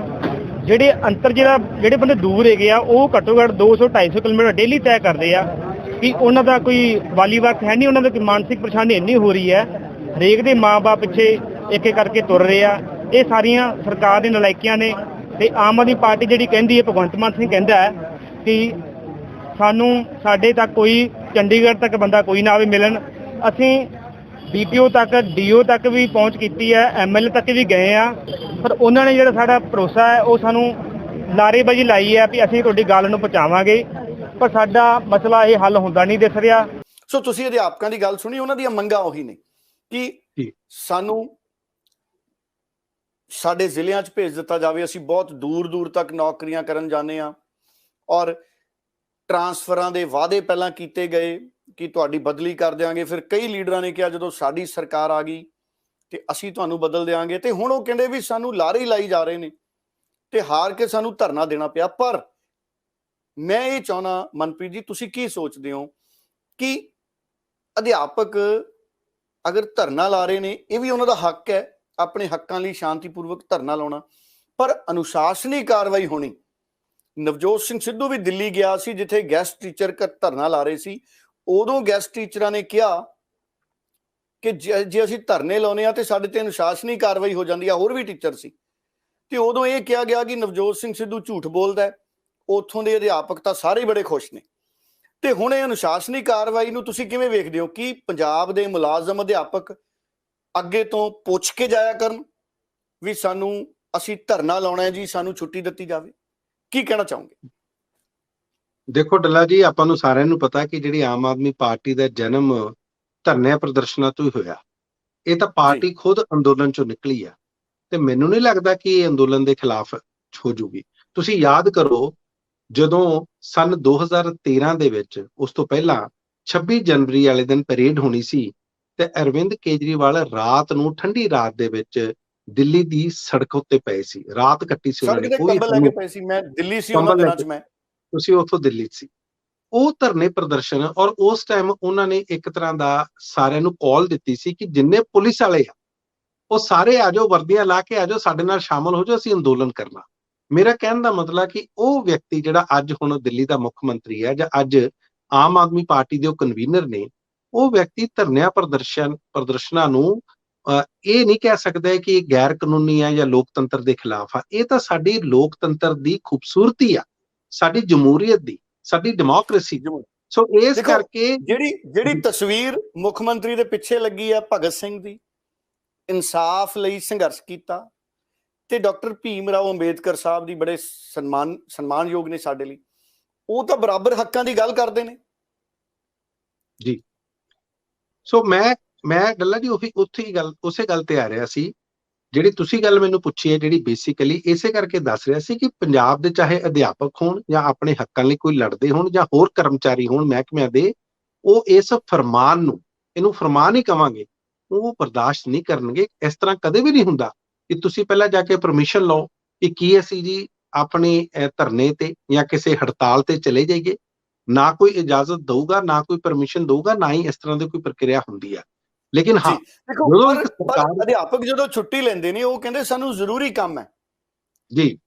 ਜ਼ਰੂਰੀ ਕੰਮ 'ਚ ਮੈਨੂੰ ਲੱਗਦਾ ਹੈ ਕਿ ਜ਼ਰੂਰੀ ਕੰਮ ਹੀ ਹੈ, ਉਹ ਜਿਹੜਾ ਸੰਘਰਸ਼ ਕਰ ਰਹੇ ਨੇ ਉਹ ਵੀ ਜ਼ਰੂਰੀ ਕੰਮ ਹੈ। ਫਿਰ ਇਹ ਕਿਵੇਂ ਮੰਨ ਲਿਆ ਜਾਵੇ ਕਿ ਇਹ ਗਲਤ ਹੈ? ਜੀ ਬਿਲਕੁਲ ਠੀਕ ਹੈ। ਬਾਕੀ ਦੇਖੋ, ਜਦੋਂ ਤੁਸੀਂ ਕਹਿੰਦੇ ਹੋ ਕਿ ਤੁਹਾਡੇ ਖਿਲਾਫ ਅਨੁਸ਼ਾਸਨਿਕ ਕਾਰਵਾਈ ਹੋਊਗੀ, ਉਹਦਾ ਮਤਲਬ ਕਹਿਣ ਦਾ ਇਹ ਹੈ ਕਿ ਇਹ ਧਰਨੇ ਪ੍ਰਦਰਸ਼ਨ ਬੰਦ ਕਰੋ। ਇਸ ਵਕਤ ਜੇ ਤੁਸੀਂ ਮੈਨੂੰ ਪੁੱਛੋ ਤਾਂ ਬਹੁਤ ਸਾਰੇ ਜਿਹੜੇ ਆਮ ਆਦਮੀ ਪਾਰਟੀ ਦੇ ਚਾਹੇ ਆਗੂ ਨੇ, ਲੀਡਰਸ ਨੇ, MLAs ਨੇ, ਇੱਥੋਂ ਤੱਕ ਵੀ ਮੰਤਰੀ ਵੀ ਨੇ, ਉਹ ਇਹਨਾਂ ਗੱਲਾਂ ਤੋਂ ਖੁਸ਼ ਨਹੀਂ। ਆਮ ਤੌਰ ਤੇ ਅਮੂਮਨ ਅਸੀਂ ਦੇਖਦੇ ਹਾਂ ਡੱਲਾ ਜੀ, ਜਦੋਂ ਸਰਕਾਰਾਂ ਦੇ ਟਰਮ ਪੂਰੀ ਹੋ ਜਾਂਦੀ ਆ ਜਾਂ ਸਰਕਾਰਾਂ ਜਾਣ ਵਾਲੀਆਂ ਹੁੰਦੀਆਂ, ਧਰਨੇ ਪ੍ਰਦਰਸ਼ਨ ਅਸੀਂ ਉਹਨਾਂ ਦਿਨਾਂ 'ਚ ਦੇਖਦੇ ਹਾਂ। ਪਰ ਇਹ ਪਹਿਲੀ ਵਾਰੀ ਮੈਂ ਸਰਕਾਰ 'ਚ ਦੇਖਿਆ ਕਿ ਆਉਂਦੇ ਸਰਕਾਰ ਦੇ ਧਰਨੇ ਪ੍ਰਦਰਸ਼ਨ ਲੱਗ ਗਏ। ਦਰਅਸਲ ਉਮੀਦਾਂ ਬੜੀਆਂ ਨੇ, ਵਾਅਦੇ ਬਹੁਤ ਕਰ ਦਿੱਤੇ ਗਏ ਨੇ, ਹਰ ਕਿਸੇ ਨਾਲ ਵਾਅਦਾ ਕੀਤਾ ਗਿਆ। ਬਿਲਕੁਲ, ਇਹਨਾਂ ਦੇ ਨਾਲ ਵੀ ਵਾਅਦੇ ਕੀਤੇ ਗਏ ਜੀ। ਸੋ ਉਹ ਮੈਨੂੰ ਲੱਗਦਾ ਕਿ ਉਹ ਚਾਹੁੰਦੇ ਆ ਕਿ ਸਮਾਂ ਨਾ ਖੁੰਝ ਜੇ, ਸਰਕਾਰ ਕਿਤੇ ਆਪਣੇ ਰੂਟੀਨ ਦੇ ਕੰਮਾਂ 'ਚ ਨਾ ਪੈ ਜੇ, ਤੇ ਜਲਦੀ ਤੋਂ ਜਲਦੀ ਆਪਣੀਆਂ ਜਿਹੜੀਆਂ ਮੰਗਾਂ ਉਹ ਅਸੀਂ ਮਨਵਾ ਲਈਏ। ਇਸੇ ਕਰਕੇ ਇਹ ਧਰਨੇ ਪ੍ਰਦਰਸ਼ਨ ਲੱਗ ਰਿਹਾ। ਤੇ ਸਰਕਾਰ ਨੂੰ ਵੀ ਚਾਹੀਦਾ ਕਿ ਇਹਨਾਂ ਨੂੰ ਜੋ ਵੀ ਭਰੋਸਾ ਦੇਣਾ, ਉਹਨਾਂ ਨੂੰ ਦੱਸ ਦੇ ਕਿ ਤੁਹਾਡਾ ਕੰਮ 6 ਮਹੀਨੇ ਨੂੰ ਹੋਣਾ, ਤੁਹਾਡਾ ਸਾਲ ਨੂੰ ਹੋਣਾ। ਉਹਨਾਂ ਨੂੰ ਲਟਕਾਇਆ ਨਾ ਜਾਵੇ, ਕਮ ਸੇ ਕਮ ਇੱਕ ਤਰ੍ਹਾਂ ਦਾ ਭਰੋਸਾ ਦੇ ਦਿੱਤਾ ਜਾਵੇ ਤਾਂ ਕਿ ਉਹ ਚੁੱਪ ਕਰਕੇ ਆਪਣੇ ਕੰਮਾਂ ਕਾਰਾਂ ਦੇ ਵਿੱਚ ਲੱਗ ਜਾਣ, ਤੇ ਸਮੇਂ ਆਉਣ ਤੇ ਉਸ ਚੀਜ਼ ਦੀ ਮੰਗ ਕਰਨ। ਜੇ ਉਹ ਮੰਗ ਪੂਰੀ ਹੋ ਜੇ ਤੇ ਫਿਰ ਉਹ ਸਰਕਾਰ ਦਾ ਧੰਨਵਾਦ ਕਰ ਸਕਦੇ ਨੇ। ਪਰ ਨਾਲ ਦੀ ਨਾਲ ਆਪਾਂ ਨੂੰ ਇਹ ਜ਼ਰੂਰ ਮੰਨਣਾ ਜੀ ਜੀ ਜੀ ਜੀ ਨਾਲ ਦੀ ਨਾਲ ਹਾਂਜੀ ਨਾਲ ਦੀ ਨਾਲ ਇਹ ਮੰਨਣਾ ਪਊਗਾ ਕਿ ਉਹਨਾਂ ਸਾਰਿਆਂ ਦੇ ਵਿੱਚ ਬਹੁਤ ਸਾਰੀਆਂ ਪੁਰਾਣੀਆਂ ਸਰਕਾਰਾਂ ਨੇ ਬੜੀ ਬੇਭਰੋਸਗੀ ਉਹਨਾਂ ਨੂੰ ਪੈਦਾ ਹੋਈ ਹੈ। ਇਸੇ ਕਰਕੇ ਉਹ ਚਾਹੁੰਦੇ ਨੇ ਕਿ ਉਹਨਾਂ ਦਾ ਕੰਮ ਜਲਦੀ ਹੋ ਜੇ, ਕਿਤੇ ਇਹ ਨਾ ਹੋ ਜੇ ਕਿ ਸਰਕਾਰ ਦੀ ਟਰਮ ਪੂਰੀ ਹੋ ਜੇ ਤੇ ਉਹ ਇਸੇ ਤਰ੍ਹਾਂ ਧਰਨੇ ਪ੍ਰਦਰਸ਼ਨਾਂ 'ਚ ਹੀ ਰਹਿ ਜਾਣ। ਤੁਸੀਂ ਦੇਖੋ ਸੰਗਰੂਰ ਦੇ ਵਿੱਚ ਜਿਹੜੀਆਂ ਪੁਲਿਸ ਦੀਆਂ ਭਰਤੀਆਂ ਪੁਰਾਣੀਆਂ ਹੋਈਆਂ ਸੀ, ਉਹਨਾਂ ਨੂੰ ਲੈ ਕੇ ਜਿਹੜੇ ਕੁਝ ਨੌਜਵਾਨ 17 ਦੀਆਂ ਦੇਖੋ, ਹਾਂਜੀ ਹਾਂ 16-17 ਦੀਆਂ, ਉਹ ਕਹਿੰਦੇ ਪਹਿਲੀਆਂ ਪ੍ਰਕਿਰਿਆ ਤਾਂ ਤੁਸੀਂ ਪਹਿਲਾਂ ਪੂਰੀਆਂ ਕਰ ਲਓ। ਸੋ ਇਹਨਾਂ ਸਾਰੀਆਂ ਚੀਜ਼ਾਂ ਨੂੰ ਲੈ ਕੇ ਥੋੜਾ ਜਿਹਾ ਸਾਨੂੰ ਉਹਨਾਂ ਬਾਰੇ ਵੀ ਸਮਝਣਾ ਚਾਹੀਦਾ। ਹਾਲਾਂਕਿ ਲੋਕ ਕਹਿੰਦੇ ਨੇ ਕਿ ਥੋੜਾ ਜਿਹਾ ਸਰਕਾਰ ਨੂੰ ਸਮਾਂ ਦਿਓ, ਤੇ ਸਰਕਾਰ ਉਹਨਾਂ ਨੂੰ ਭਰੋਸਾ ਦੇ ਸਕਦੀ ਹੈ ਕਿ ਤੁਸੀਂ ਫਿਕਰ ਨਾ ਕਰੋ। ਉਹਨਾਂ ਨੂੰ ਕੋਈ ਵਫਦ ਮਿਲ ਸਕਦਾ, ਉਹਨਾਂ ਨੂੰ ਕੋਈ ਮੰਤਰੀ ਮਿਲ ਸਕਦੇ ਨੇ, ਉਹਨਾਂ ਨੂੰ ਭਰੋਸੇ ਦੇ ਵਿੱਚ ਲਿਆ ਜਾ ਸਕਦਾ, ਉਹਨਾਂ ਨੂੰ ਲਿਖਤੀ ਆਸ਼ਵਾਸਨ ਜਾਂ ਓਰਲੀ ਕੋਈ ਆਸ਼ਵਾਸਨ ਜਾਂ ਭਰੋਸਾ ਦਿੱਤਾ ਜਾ ਸਕਦਾ। ਸੋ ਇਹ ਕੋਈ ਬਹੁਤ ਵੱਡੀ ਗੱਲ ਨਹੀਂ ਆ। ਉਹ ਵੀ ਇਹ ਸਮਝ ਸਕਦੇ ਨੇ ਕਿ ਸਰਕਾਰ ਆਈ ਆ, ਪਰ ਇਸ ਦੇ ਬਾਵਜੂਦ ਵੀ ਪਰ ਮੈਂ ਅੱਜ 2-3 ਯੂਨੀਅਨ ਆਗੂਆਂ ਨਾਲ ਗੱਲਬਾਤ ਕੀਤੀ। ਮੈਂ ਉਹਨਾਂ ਨੂੰ ਕਿਹਾ ਵੀ ਤੁਹਾਡਾ ਫਰਜ਼ ਨਹੀਂ ਹੈ ਕਿ ਸਰਕਾਰ ਨੂੰ ਸਮਾਂ ਦਿਓ। ਉਹ ਮੈਨੂੰ ਕਹਿੰਦੇ ਡੱਲਾ ਸਾਹਿਬ ਸਰਕਾਰ ਬਣ ਗਈ, ਮੁੱਖ ਮੰਤਰੀ ਨੇ ਸਹੁੰ ਚੱਕ ਲਈ, ਮੰਤਰੀਆਂ ਨੇ ਸਹੁੰ ਚੱਕ ਲਈ, ਉਹਨਾਂ ਨੇ ਆਪਣੇ ਦਫ਼ਤਰਾਂ ਦਾ ਚਾਰਜ ਸਾਂਭ ਲਿਆ, ਉਹਨਾਂ ਨੇ ਕੰਮ ਸ਼ੁਰੂ ਕਰਤਾ। ਮੈਨੂੰ ਅੱਗੇ ਕਹਿੰਦੇ ਉਹ ਤਾਂ ਅੱਗੇ ਪ੍ਰਚਾਰ ਵੀ ਸ਼ੁਰੂ ਕਰ ਗਏ, ਗੁਜਰਾਤ ਚਲੇ ਗਏ, ਹਰਿਆਣੇ ਸ਼ੁਰੂ ਹੋ ਗਿਆ ਪ੍ਰਚਾਰ, ਰਾਜ ਸਭਾ ਵਾਲੇ ਰਾਜ ਸਭਾ 'ਚ ਚਲੇ ਗਏ, ਹਿਮਾਚਲ 'ਚ ਜਾਣ ਲੱਗ ਗਏ। ਕਹਿੰਦੇ ਅਸੀਂ ਹੀ ਸਬਰ ਕਰੀਏ। ਫਿਰ ਮੈਨੂੰ ਉਹਨਾਂ ਦਾ ਵੀ ਸਵਾਲ, ਫਿਰ ਮੈਂ ਕਿਹਾ ਮੈਂ ਕੁਝ ਜਵਾਬ ਹੀ ਨਹੀਂ ਦੇ ਸਕਿਆ। ਫਿਰ ਮੈਂ ਕਿਹਾ ਜੀ ਮੈਂ ਹੁਣ ਕੀ ਕਵਾਂ? ਉਹ ਤੁਸੀਂ ਉਹਨਾਂ ਦੀ ਗੱਲ ਨੂੰ ਫਿਰ ਕਿਵੇਂ ਅੱਖੋਂ ਪਰੋਖੇ ਕਰ ਦਿਓਗੇ ਰੰਧਾਵਾ ਜੀ? ਨਹੀਂ ਬਿਲਕੁਲ ਉਹਨਾਂ ਦੀ ਗੱਲ ਵਾਜਿਬ ਆ, ਉਹਨਾਂ ਦੀ ਗੱਲ ਬਿਲਕੁਲ ਠੀਕ ਹੈ। ਕਿਉਂਕਿ ਇਹ ਜਿਹੜੇ ਸਾਰੇ ਕਰਮਚਾਰੀ ਨੇ, ਚਾਹੇ ਜਿੰਨੇ ਵੀ, ਇਹ ਤੁਸੀਂ ਦੇਖੋ ਇਹ ਬਹੁਤ ਸਮੇਂ ਤੋਂ ਇੰਤਜ਼ਾਰ ਕਰ ਰਹੇ ਨੇ। ਪਿਛਲੇ 5 ਸਾਲਾਂ ਦੀ ਸਰਕਾਰ ਨੇ, ਸਾਨੂੰ ਪਤਾ ਕਿ ਉਹਦੀ ਕੀ ਕਾਰਗੁਜ਼ਾਰੀ ਰਹੀ ਹੈ। ਕਿਸੇ ਤਰ੍ਹਾਂ ਦੇ ਕੋਈ ਕੰਮ ਨਹੀਂ ਹੋਏ। ਕੋਈ ਇਹੀ ਜਿਹੜੇ ਮੁਲਾਜ਼ਮ ਸੀ, ਜਿਹੜੇ ਕੱਚੇ ਮੁਲਾਜ਼ਮ, ਉਹਨਾਂ ਨੂੰ ਪੱਕਾ ਨਹੀਂ ਕੀਤਾ ਗਿਆ। ਜੇ ਕਿਸੇ ਨੇ ਕੋਈ ਭਰੋਸਾ ਦੇ ਕੇ ਕੁਝ ਕੀਤਾ ਵੀ ਉਹ ਅੱਗੇ ਜਾ ਕੇ ਕਾਨੂੰਨੀ ਅੜਚਨਾ ਦੇ ਵਿੱਚ ਫਸ ਗਿਆ। ਤੋ ਇਸ ਕਰਕੇ ਇਹਨਾਂ ਦਾ ਡਾਊਟਸ ਕ੍ਰੀਏਟ ਹੋਣੇ, ਇਹਨਾਂ ਦੇ ਮਨਾਂ ਦੇ ਵਿੱਚ ਬੇਭਰੋਸਗੀ ਪੈਦਾ ਹੋਣੀ, ਮੈਨੂੰ ਲੱਗਦਾ ਬਿਲਕੁਲ ਵਾਜਿਬ ਆ। ਔਰ ਉਹਨਾਂ ਨੂੰ ਲੱਗਦਾ ਕਿ ਜਿਹੜੀ ਤੁਸੀਂ ਬੜੀ ਬਖੂਬੀ ਗੱਲ ਕੀਤੀ ਆ ਕਿ ਜੇ ਸਾਰਾ ਕੁਝ ਰਾਜ ਸਭਾ ਦੀ ਨੋਮੀਨੇਸ਼ਨਸ ਹੋ ਗਈਆਂ, ਗੁਜਰਾਤ ਚਲੇ ਗਏ, ਅਗਲੀਆਂ ਚੋਣਾਂ ਦੇ ਵਿੱਚ ਸਰਕਾਰਾਂ ਬਣਾਉਣ ਦੇ ਵਿੱਚ ਤੁਸੀਂ ਰੁੱਝ ਗਏ, ਤੇ ਫਿਰ ਸਾਡਾ ਕੰਮ ਕੌਣ ਕਰੂਗਾ? ਸੋ ਇਸ ਕਰਕੇ ਉਹ ਸਵਾਲ ਪੁੱਛਦੇ ਤੇ ਇਸੇ ਕਰਕੇ ਸਰਕਾਰ ਸਵਾਲਾਂ ਦੇ ਘੇਰੇ ਦੇ ਵਿੱਚ ਵੀ ਆ। ਜੀ ਦੱਲਾ ਜੀ ਬਿਲਕੁਲ। ਸੋ ਜ਼ਰੂਰ ਸਰਕਾਰ ਨੂੰ ਵੀ ਹੱਥ ਬੰਨ ਕੇ ਬੇਨਤੀ ਹੈ ਕਿ ਜ਼ਰੂਰ ਇਸ ਪਾਸੇ ਗੰਭੀਰਤਾ ਦੇ ਨਾਲ ਸੋਚਿਆ ਜਾਵੇ। ਔਰ ਜ਼ਰੂਰ ਸਰਕਾਰ, ਮੈਨੂੰ ਲੱਗਦਾ ਹੈ ਕਿ ਅਨੁਸ਼ਾਸਨੀ ਕਾਰਵਾਈ ਇਸ ਤਰੀਕੇ ਦੀ ਨਹੀਂ ਹੋਣੀ ਚਾਹੀਦੀ ਸਾਡੇ ਮੁਲਾਜ਼ਮਾਂ ਤੇ, ਕਿਉਂਕਿ ਸੰਘਰਸ਼ਾਂ ਦੇ ਨਾਲ ਹੀ ਉਹਨਾਂ ਨੇ ਪੰਜਾਬ ਦਾ ਸੂਬਾ ਖੜਾ ਕੀਤਾ। ਵੋਟਾਂ ਪਾਉਣ ਦਾ ਕੰਮ ਸਾਡੇ ਅਧਿਆਪਕਾਂ ਨੇ ਕੀਤਾ। ਪੋਲੀਓ ਦੀਆਂ ਬੂੰਦਾਂ ਮੇਰੇ ਮੂੰਹ 'ਚ ਵੀ ਅਧਿਆਪਕਾਂ ਨੇ ਪਾਈਆਂ, ਸਾਰਿਆਂ ਨੂੰ ਅਧਿਆਪਕਾਂ ਨੇ ਪੋਲੀਓ ਦੀਆਂ ਬੂੰਦਾਂ ਪਵਾਈਆਂ ਜੀ। ਸਾਡੇ ਸਿਹਤ ਕਾਮੇ ਦੇਖੋ, ਮੈਨੂੰ ਕੋਵਿਡ ਹੋਇਆ ਸੀ ਜੀ ਪਿਛਲੇ ਸਾਲ 27-28 ਮਾਰਚ ਨੂੰ ਕੋਵਿਡ ਹੋਇਆ ਸੀ। ਔਰ ਮੈਂ ਜਦੋਂ ਟੈਸਟ ਕਰਾਇਆ ਪੋਜ਼ਿਟਿਵ ਹੋਇਆ, ਮੈਨੂੰ ਸ਼ਾਮ ਨੂੰ ਟੈਲੀਫੋਨ ਆ ਗਿਆ, ਕੋਵਿਡ ਕਿੱਟ ਮੈਨੂੰ ਆਪ ਦੇ ਕੇ ਗਏ। ਦੇਖੋ ਮੇਰੀਆਂ ਅੱਖਾਂ 'ਚੋਂ ਹੰਝੂ ਵਾਲੀ ਸਥਿਤੀ ਸੀ ਵੀ ਅਸੀਂ ਨਿੰਦਦੇ ਰਹਿੰਦੇ ਹਾਂ ਵੀ ਸਿਹਤ ਵਾਲੇ ਕੰਮ ਨਹੀਂ ਕਰਦੇ, ਅਧਿਆਪਕ ਕੰਮ ਨਹੀਂ ਕਰਦੇ। ਜਿੰਨੇ ਉਹਨਾਂ ਕੋਲੇ ਸਾਧਨ ਨੇ ਜਿੰਨਾ ਉਹਨਾਂ ਕੋਲੇ ਸਮਾਂ ਹੈ ਉਹ ਕੰਮ ਕਰਦੇ ਨੇ। ਔਰ ਜੀ ਜਿਹੜੀ ਹੈਲਪਲਾਈਨ ਵਾਲਾ ਨੰਬਰ ਸੀ ਰੰਧਾਵਾ ਜੀ, ਅੱਜ ਵੀ ਜੇ ਰਿਕਾਰਡ ਕਢਾ ਲਓ, ਅਗਰ ਉਹ ਜਿਹੜੇ ਟੈਲੀਫੋਨ ਮੈਨੂੰ ਉਹਨਾਂ ਦੇ ਆਏ ਆ ਉਹ ਰਿਕਾਰਡ 'ਚ ਹੋਣੇ ਆ। ਮੈਨੂੰ ਰਾਤਾਂ ਨੂੰ ਵੀ ਫੋਨ ਆਉਂਦੇ ਰਹੇ ਵੀ ਤੁਹਾਡੀ ਸਿਹਤ ਠੀਕ ਹੈ ਜੀ, ਆਕਸੀਜਨ ਦਾ ਲੈਵਲ ਠੀਕ ਹੈ। ਪਰ ਮੈਂ ਕਈ ਵਾਰੀ ਉਦੋਂ ਪ੍ਰੋਗਰਾਮਾਂ 'ਚ ਵੀ ਬੋਲਿਆ, ਨਿੰਦਰ ਨੂੰ ਅਸੀਂ ਜਿਵੇਂ ਮਰਜ਼ੀ ਨਿੰਦੀ ਚੱਲੀਏ। ਸੋ ਸਿਹਤ ਕਾਮੇ ਜਿਹੜੇ ਨੇ, ਸਾਡੇ ਮੁਲਾਜ਼ਮ ਨੇ ਸਿਹਤ ਮਹਿਕਮੇ ਦੇ ਵੀ, ਇਹ ਸਾਰੇ ਮਿਹਨਤ ਹੀ ਕਰਨਾ ਚਾਹੁੰਦੇ ਨੇ। ਔਰ ਮੈਂ ਬਾਰ-ਬਾਰ ਕਹਿਣਾ, ਇਹਨਾਂ ਨੇ ਵੀ ਆਮ ਆਦਮੀ ਪਾਰਟੀ ਨੂੰ ਵੋਟਾਂ ਪਾਈਆਂ ਕਿਉਂਕਿ ਇਹ ਵੀ ਚਾਹੁੰਦੇ ਨੇ ਸਿਸਟਮ ਸੁਧਰੇ, ਕਰਪਸ਼ਨ ਖਤਮ ਹੋਵੇ ਔਰ ਸਾਰਿਆਂ ਦੀ ਜਿਹੜੀ ਡਿਊਟੀ ਆ ਉਹਦਾ ਸਮਾਂ ਨਿਰਧਾਰਤ ਹੋਵੇ। ਔਰ ਮੈਂ ਸਾਡੀ ਭੈਣ ਇੱਕ ਪੁਲਿਸ ਮੁਲਾਜ਼ਮ ਸਰਕਾਰ ਬਣਨ ਤੇ ਮੈਂ ਭੰਗੜਾ ਗਿੱਧਾ ਪਾਉਂਦੇ ਵੀ ਦੇਖੇ, ਮਨਪ੍ਰੀਤ ਰੰਧਾਵਾ ਜੀ।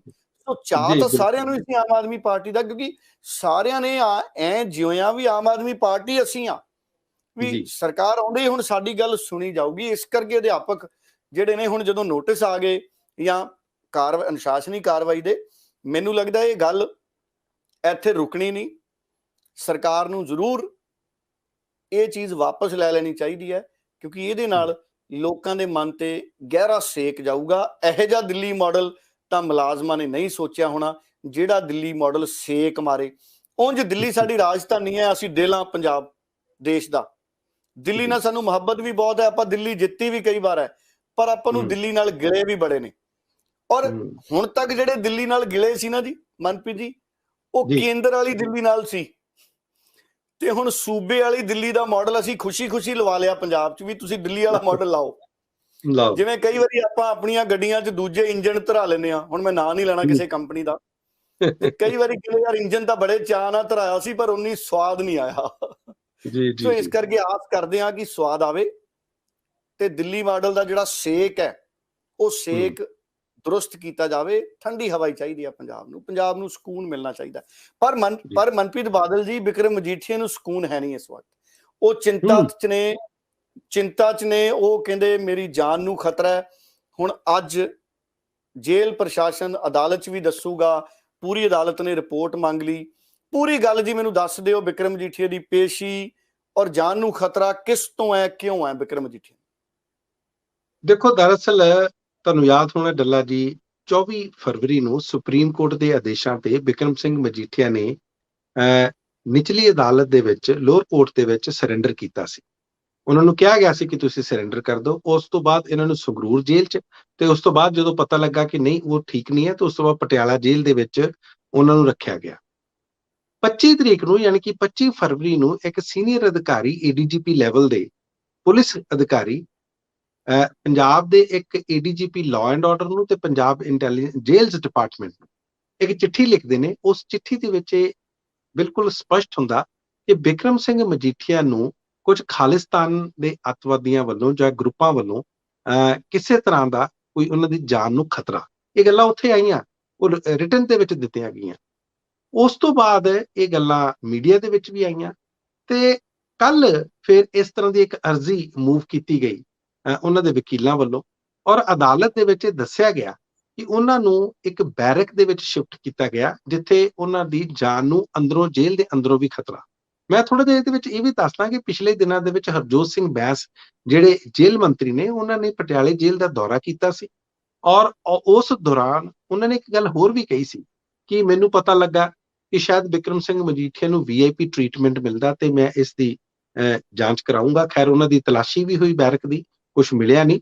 ਉਸ ਤੋਂ ਬਾਅਦ ਹਰਜੋਤ ਬੈਂਸ ਨੇ ਇਹ ਗੱਲ ਸਾਨੂੰ ਦੱਸੀ ਨਹੀਂ ਕਿ ਕੀ ਉਹਨਾਂ ਨੂੰ ਵਾਕਿਆ ਟ੍ਰੀਟਮੈਂਟ VIP ਮਿਲਦਾ ਸੀ ਜਾਂ ਨਹੀਂ ਮਿਲਦਾ ਸੀ, ਜਾਂ ਸਿਰਫ ਉਹਨਾਂ ਨੇ ਸੁਣੀਆਂ ਸੁਣਾਈਆਂ ਗੱਲਾਂ ਹੀ ਕੀਤੀਆਂ।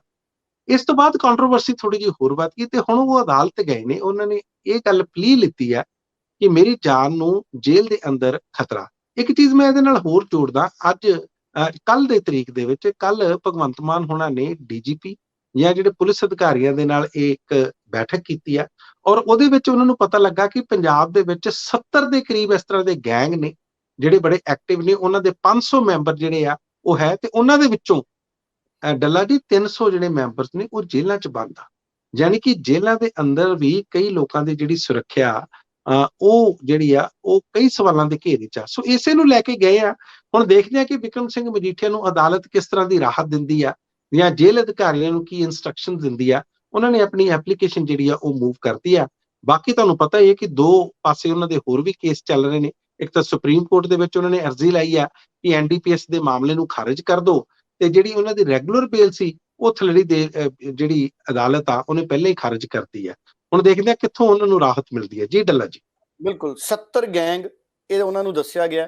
ਵੈਸੇ ਮੈਂ ਕਈ ਵਾਰੀ ਜਦੋਂ ਮੈਂ ਅਖਬਾਰ 'ਚ ਸੀ ਨਾ ਜੀ, ਲਗਭਗ 20 ਸਾਲ ਪਹਿਲਾਂ, 20-21 ਸਾਲ ਪਹਿਲਾਂ, ਤੇ ਮੈਂ ਕਈ ਵਾਰੀ ਪੁਲਿਸ ਮਹਿਕਮੇ ਦਾ ਇੱਕ ਮਹਿਕਮਾ ਹੁੰਦਾ ਹੈ ਜਿਨ੍ਹਾਂ ਕੋਲੇ ਸਾਰੇ ਗੈਂਗਾਂ ਦਾ ਰਿਕਾਰਡ ਹੁੰਦਾ ਜੀ, ਤੇ ਮੈਂ ਉਦੋਂ ਬੜੀਆਂ ਅਖਬਾਰਾਂ 'ਚ ਰਿਪੋਰਟਾਂ ਛਾਪੀਆਂ ਵੀ ਇਹ ਇਸ ਗੈਂਗ ਨਾਲ ਸੰਬੰਧਿਤ ਨੇ, ਇਹ ਇਸ ਗੈਂਗ ਨਾਲ ਸੰਬੰਧਿਤ ਨੇ।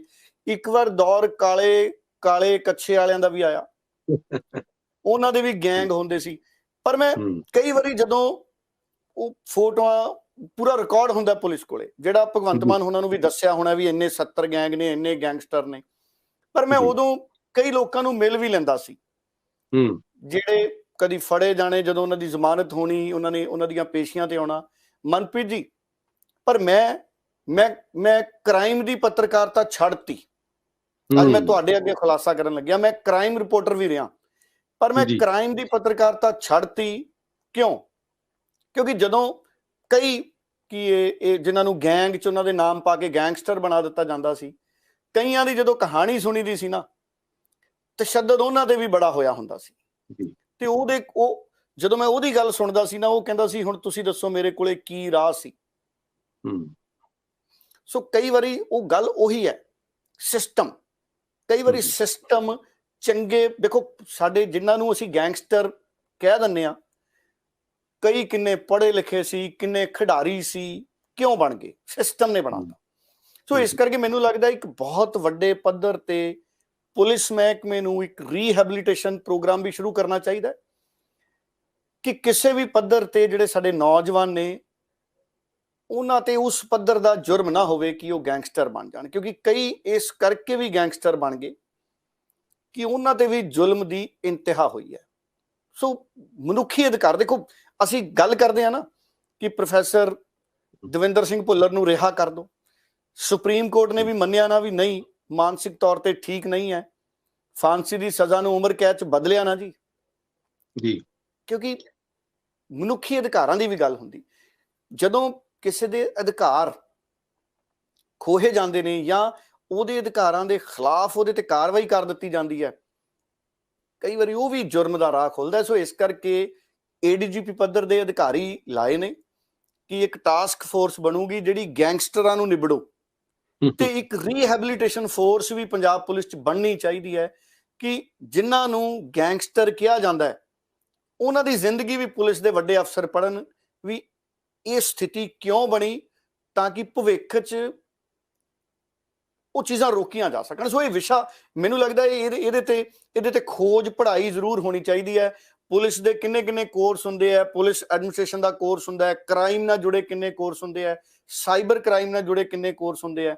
ਇਹਦੇ ਉੱਪਰ ਵੀ ਪੁਲਿਸ ਦੇ ਵੱਡੇ ਅਫਸਰਾਂ ਦੀ ਕੋਈ ਟੀਮ ਬਣਾ ਕੇ ਕੋਰਸ ਸ਼ੁਰੂ ਹੋਵੇ ਕਿ ਅਸੀਂ ਜਿਹੜੇ ਸਾਡੇ ਨੌਜਵਾਨ ਨੇ ਉਹਨਾਂ ਨੂੰ ਕਿਵੇਂ ਨਜਿੱਠਣਾ ਹੈ, ਅਗਰ ਕਿਸੇ ਤੋਂ ਕੋਈ ਕ੍ਰਾਈਮ ਹੋ ਵੀ ਜਾਂਦਾ ਹੈ ਤੇ ਕਿਵੇਂ ਉਹਨੂੰ ਨਜਿੱਠਣਾ ਹੈ ਕਿ ਉਹ ਵੱਡਾ ਕ੍ਰਾਈਮ ਨਾ ਕਰੇ। ਜਿਵੇਂ ਇੱਕ ਆਮ ਕਹਾਵਤ ਹੈ ਕਿ ਜਿਹੜਾ ਵਿਅਕਤੀ ਇੱਕ ਵਾਰੀ ਜੇਲ੍ਹ ਚਲਿਆ ਜਾਂਦਾ ਉਹਦਾ ਕਹਿੰਦੇ ਡਰ ਖਤਮ ਹੋ ਜਾਂਦਾ। ਇਹਦਾ ਮਤਲਬ ਹੈ ਕਿ ਕਈ ਵਾਰੀ ਸਿਸਟਮ ਸੁਧਾਰਨ ਵਾਲੇ ਥਾਂ ਦੀ ਬਜਾਏ ਉਹਨੂੰ ਵਿਗਾੜ ਦਿੰਦਾ। ਸੋ ਇਸ ਪਾਸੇ ਵੀ ਸੋਚਣ ਦੀ ਲੋੜ ਹੈ। ਇਹ ਥੋੜਾ ਜਿਹਾ ਮਨੁੱਖੀ ਪਹਿਲੂ ਸੀ ਜੋ ਮੈਂ ਮਹਿਸੂਸ ਕੀਤਾ, ਔਰ ਮੈਂ ਕ੍ਰਾਈਮ ਦੀ ਰਿਪੋਰਟਿੰਗ ਛੱਡਤੀ ਸੀ ਰੰਧਾਵਾ ਜੀ ਉਸ ਤੋਂ ਬਾਅਦ, ਕਿਉਂਕਿ ਮੈਨੂੰ ਇਹ ਲੱਗਦਾ ਸੀ ਵੀ ਸ਼ਾਇਦ ਕ੍ਰਾਈਮ ਦੀ ਰਿਪੋਰਟਿੰਗ 'ਚ ਵੀ ਪਾਪ ਹੈ। ਅਸੀਂ ਕਿਸੇ ਬਾਰੇ ਵੀ ਇਸ ਤਰ੍ਹਾਂ ਲਿਖਦੇ ਹਾਂ ਵੀ ਇਹਨੇ ਆਹ ਕਰਤਾ, ਇਹਨੇ ਆਹ ਕਰਤਾ, ਪਰ ਉਹਦੇ ਨਾਲ ਜੋ ਕੁਝ ਹੋਇਆ ਉਹ ਕਿਤੇ ਰਿਪੋਰਟ ਨਹੀਂ ਹੁੰਦਾ ਤੇ ਉਹ ਬਦਨਾਮ ਹੁੰਦਾ ਉਹਦੇ ਮੱਥੇ ਤੇ ਗੈਂਗਸਟਰ ਦਾ ਠੱਪਾ ਲੱਗ ਜਾਂਦਾ ਹੈ ਤੇ ਉਹਦੇ ਪਰਿਵਾਰ ਤੇ ਕੀ ਬੀਤਦੀ ਹੈ, ਕਿਉਂਕਿ ਪਰਿਵਾਰ ਨੂੰ ਪਤਾ ਹੁੰਦਾ ਹੈ ਵੀ ਸਾਡਾ ਬੱਚਾ ਜਿਹੜਾ ਅੱਜ ਗੈਂਗਸਟਰ ਹੈ ਇਹ ਤਾਂ ਕਿਸੇ ਨੂੰ ਉੱਚਾ ਵੀ ਨਹੀਂ ਸੀ ਬੋਲਦਾ। ਸੋ ਸਥਿਤੀਆਂ ਬੜੀਆਂ ਬਦਲਦੀਆਂ ਨੇ, ਮਨੁੱਖੀ ਪਹਿਲੂਆਂ ਦੇ ਨਾਲ ਵੀ ਸਾਨੂੰ ਚੀਜ਼ਾਂ ਦੇਖਣੀਆਂ ਪੈਣਗੀਆਂ। ਬਾਕੀ ਠੀਕ ਹੈ, ਜਿਹੜੇ ਹੁਣ ਸਾਡੇ ਵਿਗੜ ਗਏ ਉਹਨਾਂ ਨੂੰ ਸੁਧਾਰਨ ਲਈ ਜ਼ਰੂਰ ਮਨੁੱਖੀ ਅਧਿਕਾਰਾਂ ਦੇ ਮੱਦੇ ਨਜ਼ਰ ਹੀ ਕਾਰਵਾਈਆਂ ਕਰਨੀਆਂ ਚਾਹੀਦੀਆਂ ਨੇ। ਸੋ ਜਿਹਨੂੰ ਗ੍ਰਿਫਤਾਰ ਕੀਤਾ ਜਾ ਸਕੇ ਉਹਨੂੰ ਗ੍ਰਿਫਤਾਰ ਕੀਤਾ ਜਾਵੇ ਔਰ ਉਹਨਾਂ ਨੂੰ ਸਮਝਾਇਆ ਬੁਝਾਇਆ ਜਾਵੇ। ਬੜੀ ਤਰ੍ਹਾਂ ਦੇ ਪੁਲਿਸ ਕੋਲੇ ਢੰਗ ਤਰੀਕੇ ਨੇ। ਸਰਕਾਰਾਂ ਅਗਰ ਪੁਲਿਸ ਨੂੰ ਖੁੱਲਾ ਹੱਥ ਦੇ ਦੇਣ ਤਾਂ ਪੁਲਿਸ ਦੇ ਅਫਸਰ ਸੱਚਾ ਇਨਸਾਫ ਕਰ ਦੇਣਗੇ, ਕਿਉਂਕਿ ਕਈ ਵਾਰੀ ਪੋਲੀਟੀਕਲ ਦਬਾਅ ਹੀ ਇਹੋ ਜਿਹਾ ਹੁੰਦਾ ਹੈ ਵੀ ਅਸੀਂ ਇਹਨੂੰ ਫੜਨਾ ਨਹੀਂ। ਕੋਸ਼ਿਸ਼ ਇਹੀ ਹੋਣੀ ਚਾਹੀਦੀ ਹੈ ਵੀ ਸਾਰਿਆਂ ਨੂੰ ਫੜਿਆ ਹੀ ਜਾਵੇ ਤਾਂ ਕਿ ਇਨਸਾਫ ਹੋਵੇ, ਕੋਈ ਦੁਨੀਆ ਤੋਂ ਬਿਨਾਂ ਵਜ੍ਹਾ ਨਾ ਜਾਵੇ, ਫਿਰ ਮੈਨੂੰ ਲੱਗਦਾ ਜੁਰਮ ਘਟ ਸਕਦਾ ਹੈ। ਸੋ ਮਨਪ੍ਰੀਤ ਜੀ, ਆਖਰੀ ਸਵਾਲ ਛੋਟਾ ਜਿਹਾ ਲਊਂਗਾ, ਥੋੜਾ ਜਿਹਾ ਸਮਾਂ ਜ਼ਿਆਦਾ ਲੈ ਗਿਆ।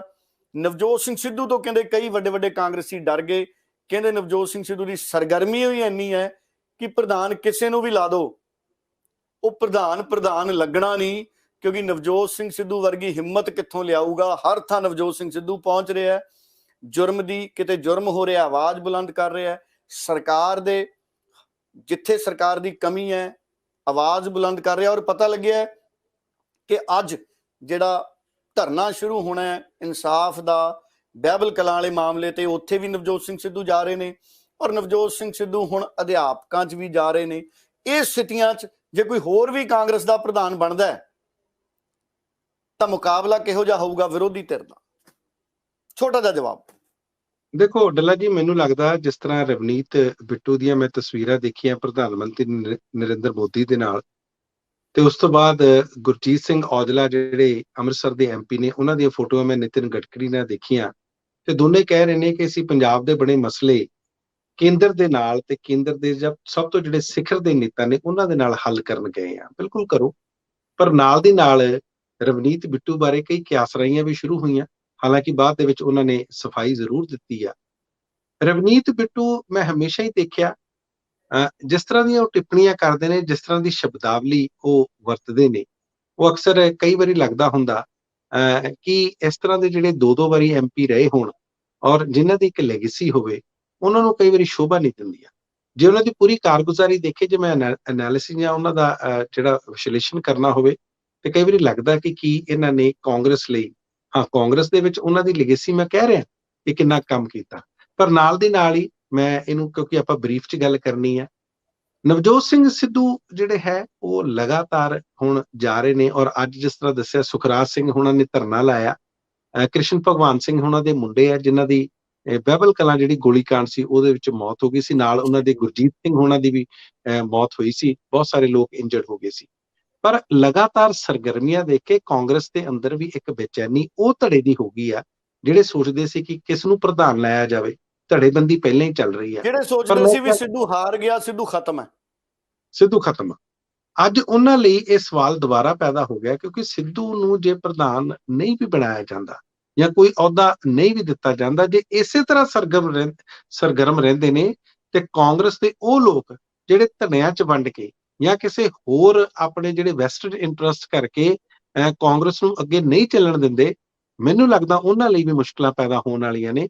ਕਿਉਂਕਿ ਜੇ ਇਸੇ ਤਰ੍ਹਾਂ ਦਾ ਸਿੱਧੂ ਹੁਣਾਂ ਦਾ ਰੂਪ ਜਿਹੜਾ ਰਿਹਾ ਜਾਂ ਐਕਟੀਵਿਟੀਜ਼ ਰਹੀਆਂ ਜਾਂ ਸਰਗਰਮੀਆਂ ਰਹੀਆਂ, ਤੇ ਫਿਰ ਆਮ ਆਦਮੀ ਪਾਰਟੀ ਨੂੰ ਵੀ ਸੋਚਣਾ ਪੈ ਸਕਦਾ ਕਿ ਜਿਹੜੀ ਆਪੋਜੀਸ਼ਨ ਆ ਸਾਨੂੰ ਵਿਧਾਨ ਸਭਾ 'ਚੋਂ ਨਹੀਂ ਮਿਲ ਰਹੀ, ਸਾਨੂੰ ਤਾਂ ਬਾਹਰੋਂ ਵੀ ਮਿਲ ਰਹੀ ਹੈ ਜੀ, ਲੋਕਾਂ 'ਚੋਂ ਮਿਲ ਰਹੀ ਹੈ। ਔਰ ਲੋਕਾਂ ਦੀ ਓਪੋਜੀਸ਼ਨ ਦਾ ਜਿਹੜੀ ਮੈਨੂੰ ਇਹ ਲੱਗਦਾ ਉਹਦਾ ਬਹੁਤ ਵੱਡਾ ਪ੍ਰਭਾਵ ਹੁੰਦਾ ਹੈ। ਆਮ ਆਦਮੀ ਪਾਰਟੀ ਤਾਂ ਹੀ ਜਿੱਤੀ ਹੈ ਕਿਉਂਕਿ ਲੋਕਾਂ ਦੀ opposition party Aam Aadmi party ਬਣ ਗਈ ਸੀ। ਔਰ ਆਮ ਆਦਮੀ ਪਾਰਟੀ ਬਿਲਕੁਲ ਅਗਰ ਕਿਤੇ ਕਮੀ ਛੱਡੂਗੀ ਤੇ ਉਹ ਕਮੀ ਨਵਜੋਤ ਸਿੰਘ ਸਿੱਧੂ ਨੇ ਪੁਰ ਕਰ ਦੇਣੀ ਹੈ, ਕਿਉਂਕਿ ਬਦਲ ਖੇਤਰੀ ਮੁੱਦਿਆਂ ਦਾ ਬਦਲ, ਖੇਤਰੀ ਮੁੱਦਿਆਂ ਤੇ ਜੇ ਕੋਈ ਸੰਘਰਸ਼ ਕਰਨ ਵਾਲਾ ਲੀਡਰ ਹੈ ਉਹ ਅੱਜ ਵੀ ਨਵਜੋਤ ਸਿੰਘ ਸਿੱਧੂ 'ਚ ਸਾਨੂੰ ਨਜ਼ਰ ਆਉਂਦਾ ਹੈ। ਆਮ ਆਦਮੀ ਪਾਰਟੀ ਨੂੰ ਨਵਜੋਤ ਸਿੰਘ ਸਿੱਧੂ ਤੋਂ ਅੱਗੇ ਰਹਿਣਾ ਪਊਗਾ ਪੰਜਾਬ 'ਚ ਅਗਰ ਆਮ ਆਦਮੀ ਪਾਰਟੀ ਨੇ ਆਪਣੀ ਸਿਆਸਤ ਵਧਾਉਣੀ ਹੈ, ਕਿਉਂਕਿ ਨਵਜੋਤ ਸਿੰਘ ਸਿੱਧੂ ਦਾ ਕੱਦ, ਸਿਆਸੀ ਕੱਦ, ਹਾਰ ਕੇ ਵੀ ਉਹਨੂੰ ਫਰਕ ਨਹੀਂ ਪੈਂਦਾ, ਕਿਉਂਕਿ ਨਵਜੋਤ ਸਿੰਘ ਸਿੱਧੂ ਕਦੀ ਅਹੁਦਿਆਂ ਤੇ ਤਾਂ ਸੀ ਨਹੀਂ, ਉਹ ਤਾਂ ਸਰਕਾਰ 'ਚ ਰਹਿ ਕੇ ਵੀ ਓਪੋਜੀਸ਼ਨ ਦੇ ਵਿੱਚ ਹੀ ਸੀ, ਲੋਕਾਂ ਦੇ ਨਾਲ ਹੀ ਖੜਾ ਸੀ।